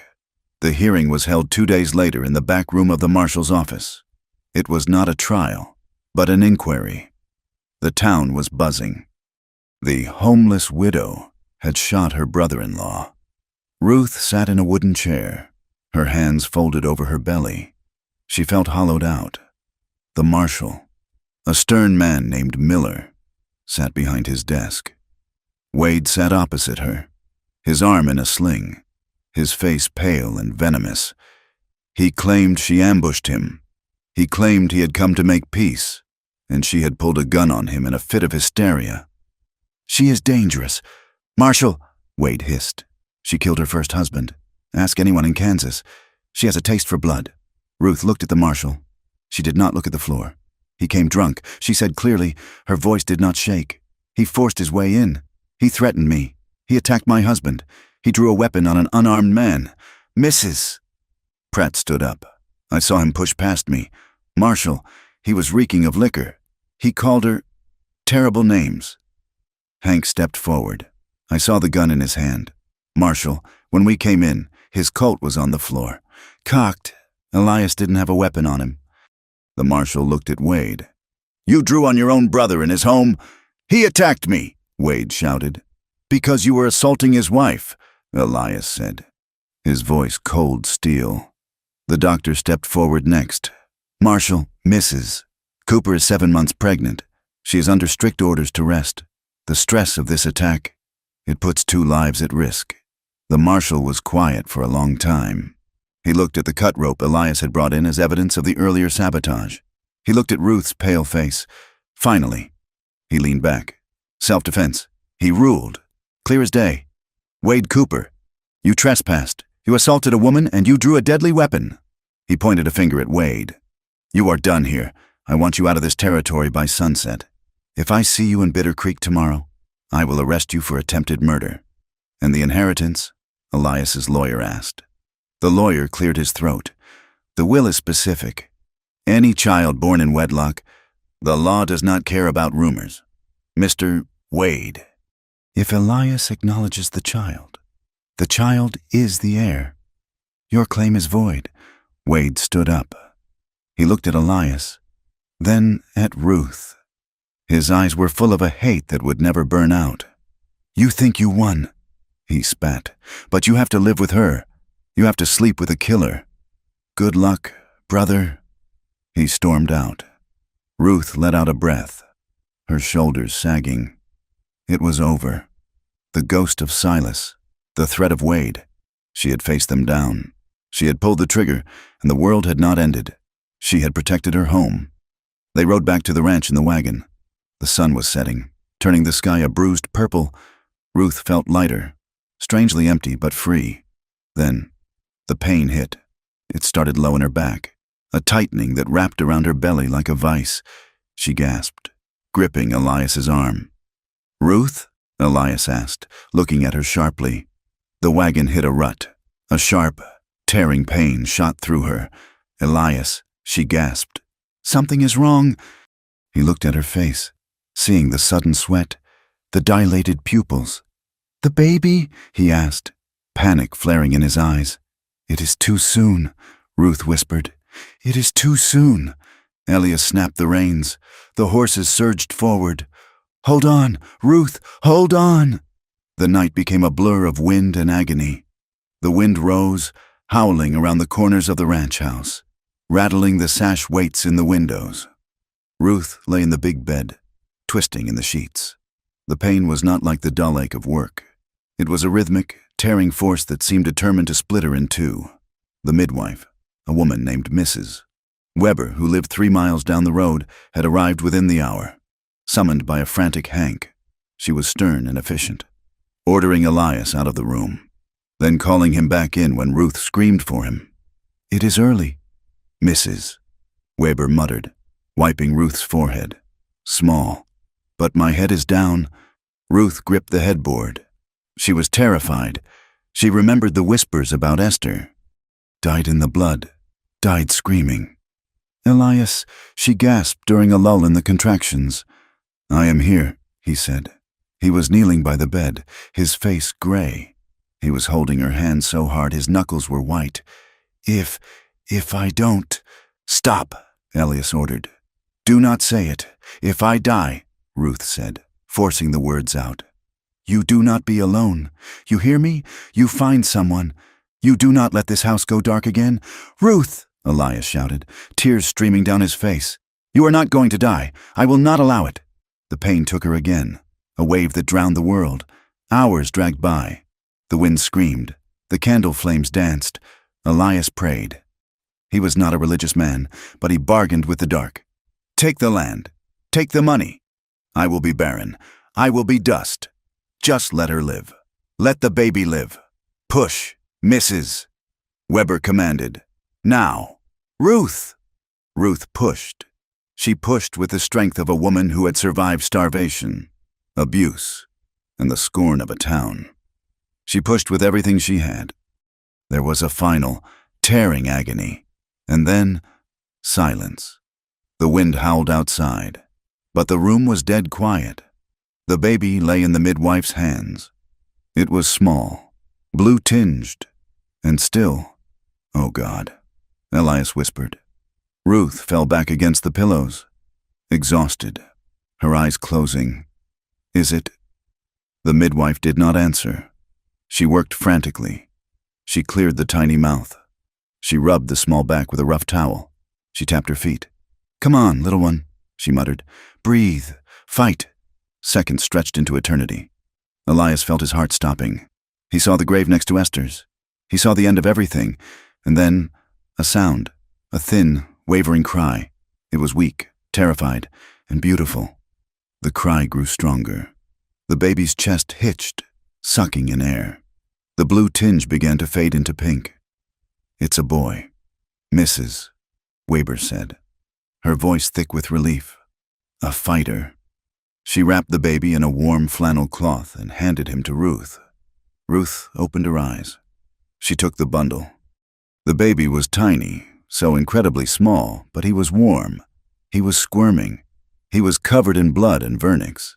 But to Ruth, he was the cleanest, most perfect thing in the world. She looked at his face, the screwed-up eyes, the tiny mouth opening to wail. "He is here," she whispered, tears mixing with the sweat on her face. "Elias, he is here." Elias leaned over. He stared at the child. He stared at the son he was told he would never have. He reached out a trembling finger, and the baby's tiny hand grasped it, a grip surprisingly strong.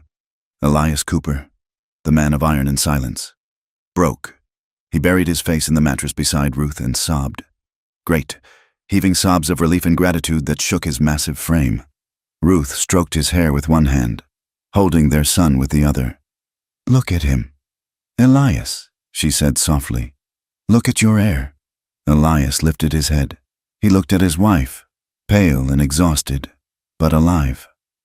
He looked at his son. "He is not my heir," Elias whispered, his voice rough. "He is our miracle." They sat there in the lamplight, the storm outside beginning to fade into a gentle rain. The wind, which had tried to blow them down, now just whispered against the glass. "What shall we name him?" Ruth asked. Elias looked at the baby, then at Ruth. "Samuel," he said. "It means God has heard." Ruth smiled. Samuel. Outside, the first gray light of dawn began to touch the peaks of the Sentinel. The world was washed clean. The mud would dry, the grass would grow, and in the center of the vast, indifferent valley, a house that had been empty was now full. The wind, which had howled like a banshee during the birth, seemed to have exhausted itself. In the days following Samuel's arrival, a hush fell over the Double C Ranch, as if the land itself were holding its breath out of respect for the new life that had taken root in the master bedroom. Ruth Cooper lay against a mound of pillows, her body aching and weary, yet thrumming with a vitality she had never known. The room, once a place of awkward silence and separate sleeping arrangements, was now filled with the sounds of life, the rustle of flannel, the creak of the cradle, and the wet, snuffling cries of the baby. It was a new kind of music, and it changed everything. Elias moved through the house with a strange, terrified gentleness. The man who could rope a steer at full gallop and brand a calf without flinching seemed convinced that his son would break if handled with anything less than the touch of a feather. Ruth watched him from the bed as he paced the floor late one night, the baby draped over his massive shoulder. "Shh, now, little man," Elias rumbled, his voice a low vibration in the quiet room. "The coyotes are just singing. They are not coming for you. I am here." He patted the baby's back with a hand that swallowed the infant's entire torso. His fingers were rough, scarred from barbed wire and rope burns, stained with the indelible grit of the range. Yet, the way he smoothed the blanket, the way he tucked the tiny head under his chin, was the tenderest thing Ruth had ever seen. He caught her watching him in the dim lamplight. He stopped pacing, looking a little sheepish. He would not settle. Elias whispered, "I thought you needed sleep." Ruth smiled, feeling a warmth spread through her chest that had nothing to do with the quilts. "Bring him here." "Elias." He brought the baby to the bed, lowering him into Ruth's arms as if he were handing over a crate of nitroglycerin. Elias sat on the edge of the mattress, the springs creaking under his weight. He watched them, mother and child, with a look of unguarded wonder. The haunted cast of his eyes, the shadow that had lived there since Esther died, was gone. In its place was a raw, terrified joy. "He is so small," Elias murmured. "It frightens me." "Ruth, how can something so small survive out here? Because he is half you and half me," Ruth said softly, tracing the line of the baby's jaw. "He is made of stubbornness and iron. Elias, he will survive. Mrs. Pratt, for all her sharp angles and stern lectures on propriety, had dissolved into a puddle of grandmotherly fussing. She pretended to grumble about the extra laundry and the disruption to her schedule, but Ruth caught her humming as she stirred chicken broth on the stove. The housekeeper brought trays of food to the room every few hours, insisting Ruth eat to keep her strength up. "You are too thin, Mrs. Cooper, Mrs." Pratt would scold, placing a bowl of stew on the bedside table. "A nursing mother needs sustenance, not air. And look at that child. He has the Cooper appetite already." She would then spend 10 minutes adjusting the baby's blankets, her knobby fingers lingering on his cheek with a softness that belied her tone. The isolation that had defined Ruth's pregnancy began to fracture. The first crack came in the form of Hank. The foreman knocked on the back door 3 days after the birth, holding his hat in one hand and a small, wrapped bundle in the other.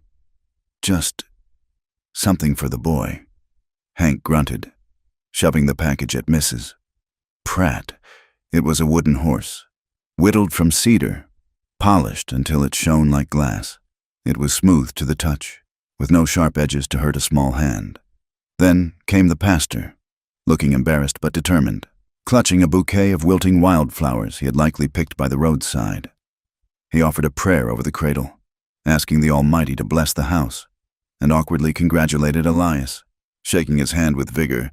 The town women, the ones who had turned their backs at church, were slower to arrive.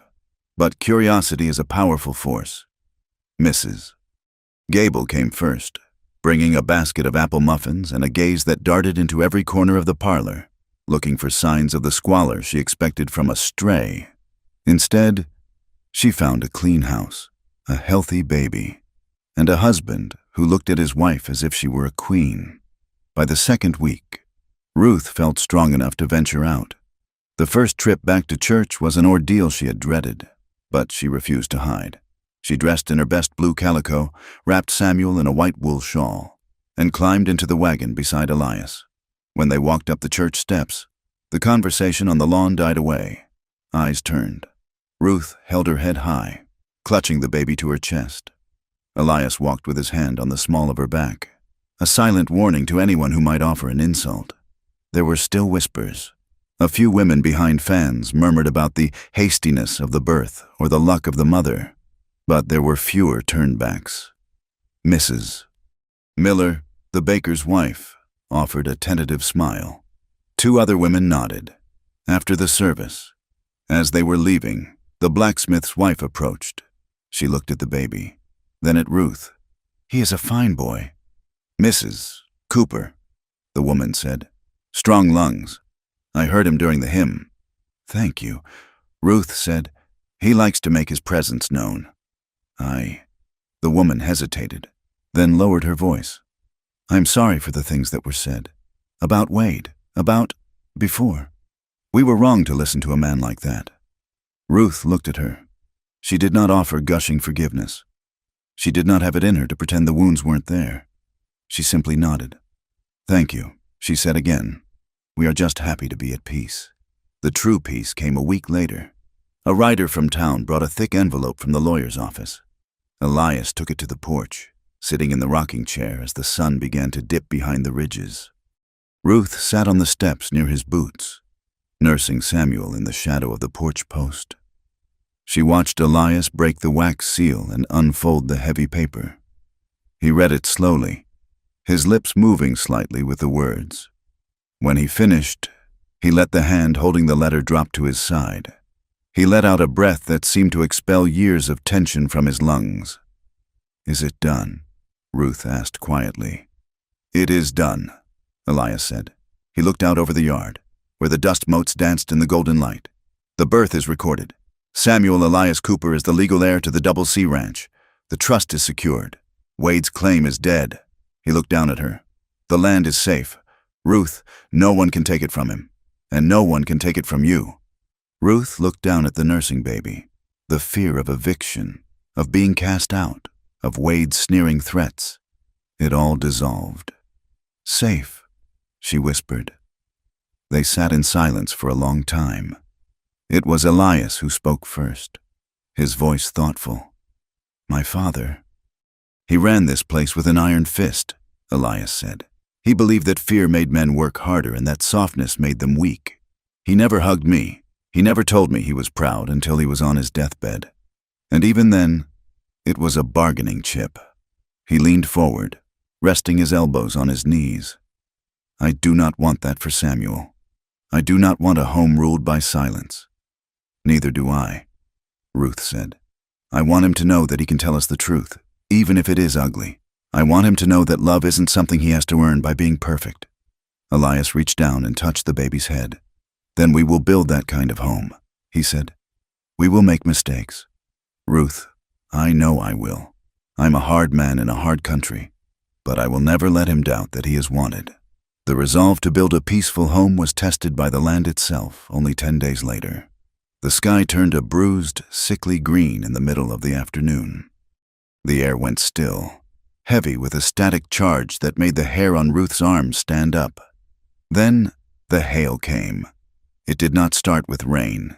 It started with stones of ice the size of walnuts, smashing into the dry earth with the sound of gunshots.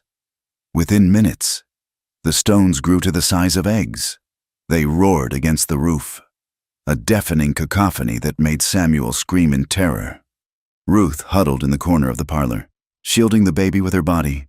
Elias and Mrs. Pratt ran from window to window, checking the glass. It lasted 20 minutes. When it stopped, the silence was more shocking than the noise. Elias went outside. Ruth followed him, stepping gingerly over the ice that carpeted the porch. The devastation was heartbreaking. The small hayfield, which had been green and promising, was shredded into a mat of green pulp. The vegetable garden was beaten into the mud. The roof of the bunkhouse was dented and leaking, and the cattle were bruised and skittish, huddled against the fences.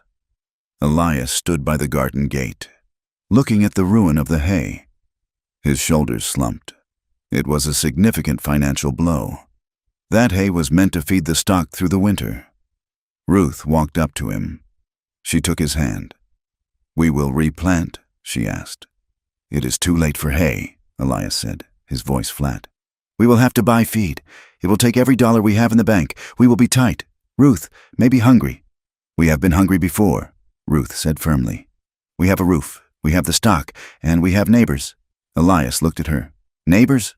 The storm hit the Miller place too," Ruth said. "And the Jensens. If we pool the labor, if we help them fix their roofs, maybe they have extra feed to trade. We cannot do this alone. Elias, pride is too expensive this year." Elias looked at her, seeing the steel in her spine. She was right. The days of the Double C standing as an island were over. The next day, Elias rode out not to check his fences, but to visit the neighbors. He offered his hands to help repair the Jensen's barn. In return, Mr. Jensen offered a portion of his oat crop which had survived in the lower field. Ruth and Mrs. Pratt baked bread and took it to the Millers, whose kitchen had been flooded. It was an imperfect community. There were still old grudges and new jealousies, but in the face of the ice, the valley pulled together.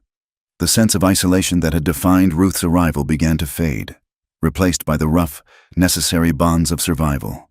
On the next Sunday, Ruth stood a little taller in the churchyard. She wore her old dress, saving the new one, but she wore it with dignity. Mrs. Gable approached her near the gate.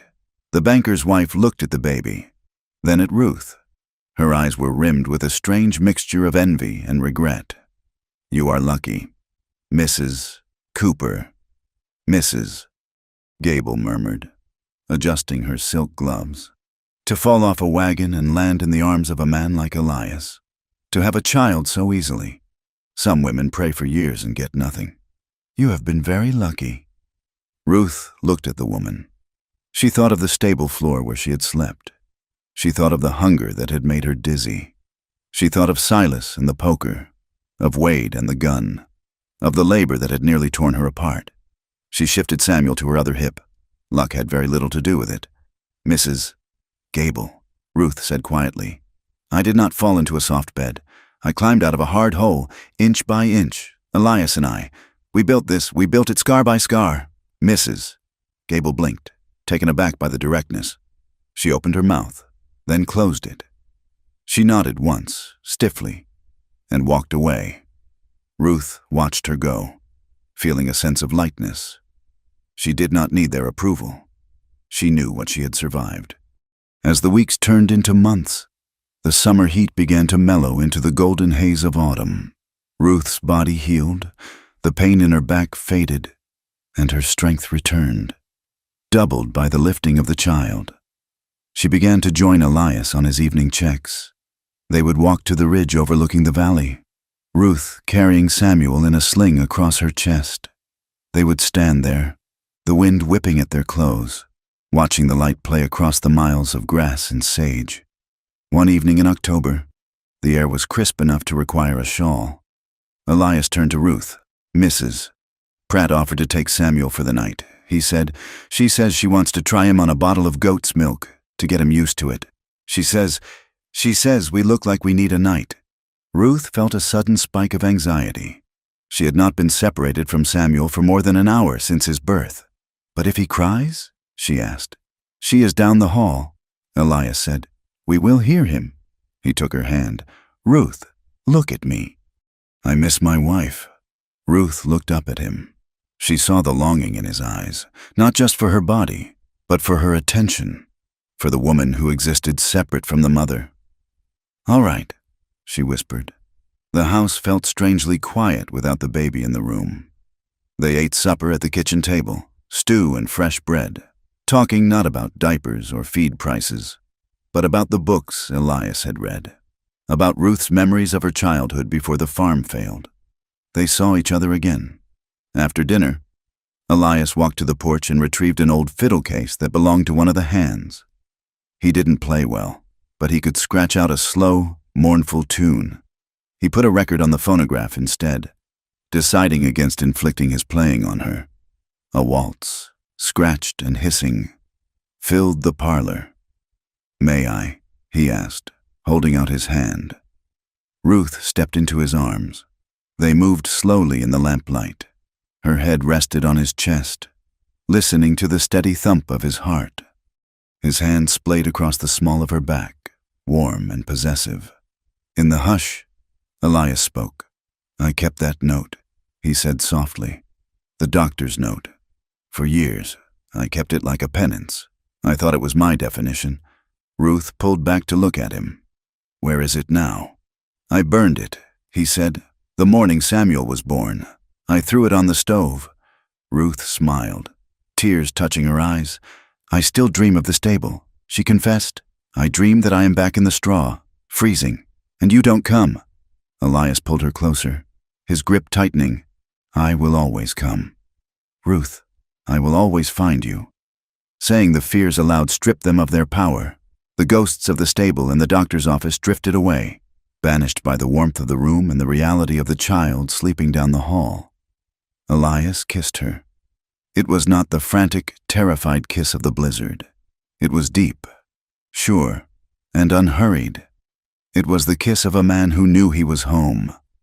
Ruth responded, her hands slipping under his shirt to feel the warm skin of his back. The fear that had haunted their bed, the fear of pain, of failure, of using each other, was gone. They went upstairs together. Their lovemaking was slow and intense, a conversation without words. Ruth felt cherished, every touch a validation of her worth. Elias felt whole, the broken pieces of his past fused together by her presence. They pushed the boundaries of their intimacy, finding a vulnerability that required total trust as they lay together afterward. The wind sighing outside. Ruth knew that the storm could no longer touch them. The years did not stop for the Coopers. They moved with the seasons, hard winters giving way to green springs. The home they built grew to encompass more than just their blood. The next winter, a young ranch hand named Toby broke his leg and had no family to take him in. Elias moved him into the spare room, and Ruth nursed him back to health. He stayed on as the foreman when Hank finally retired. 2 years later, a neighbor's niece was orphaned. Ruth, remembering her own desperation, took the girl in until her aunt could arrive from the east. The girl cried for 3 days, but by the 4th, she was baking bread with Ruth and laughing at Elias's attempts to tell jokes.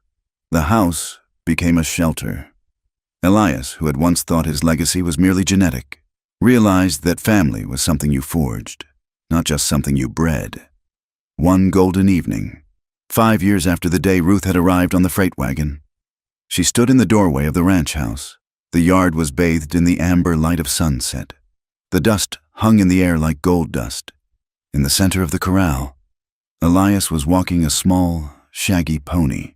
Sitting on the pony's back, gripping the mane with fierce determination, was Samuel. He was a sturdy boy with Ruth's gray eyes and Elias's dark hair. "Look at me, Mama," Samuel shouted, his voice piping clear across the yard. "I am riding." Ruth stepped onto the porch, wiping her hands on her apron. "I see you, Sam. Keep your heels down." Elias looked over his shoulder at her. His face, lined by the sun and wind, broke into a smile that lit up the dusk. It was a smile of pure, uncomplicated joy. "He is a natural." "Ruth!" Elias called out. Ruth walked down the steps and crossed the yard to the fence. She leaned against the rail, watching her husband and son. The wind was blowing, as it always did in Wyoming. It tugged at her skirt and loosened a strand of hair. It was still harsh. The land was still stubborn. The winters were still brutal. They had lost cattle to disease. They had fought fires. They had buried friends. But as Elias lifted Samuel down from the pony and swung him into the air, the boy's laughter rising like a prayer into the vast sky, Ruth felt a warmth pressed against her side that no wind could chill.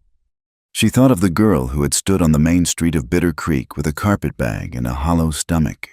She thought of the man who had sat in the dark, believing he was the end of his line, against the prejudice of the town, the cruelty of Wade, and the unforgiving nature of the West.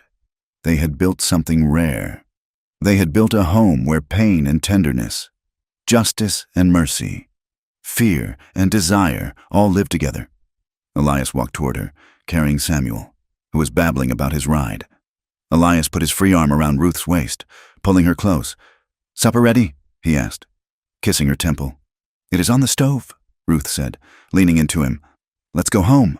They turned and walked toward the house, the windows glowing with yellow light against the deepening purple of the hills.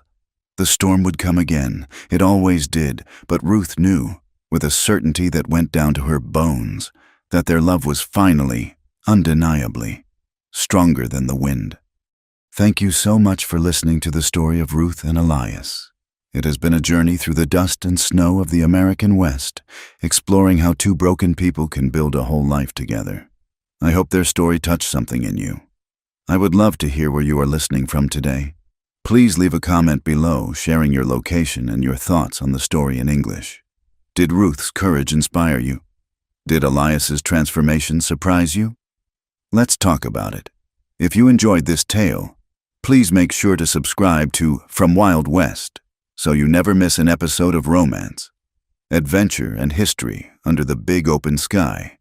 Until next time, keep your fires burning warm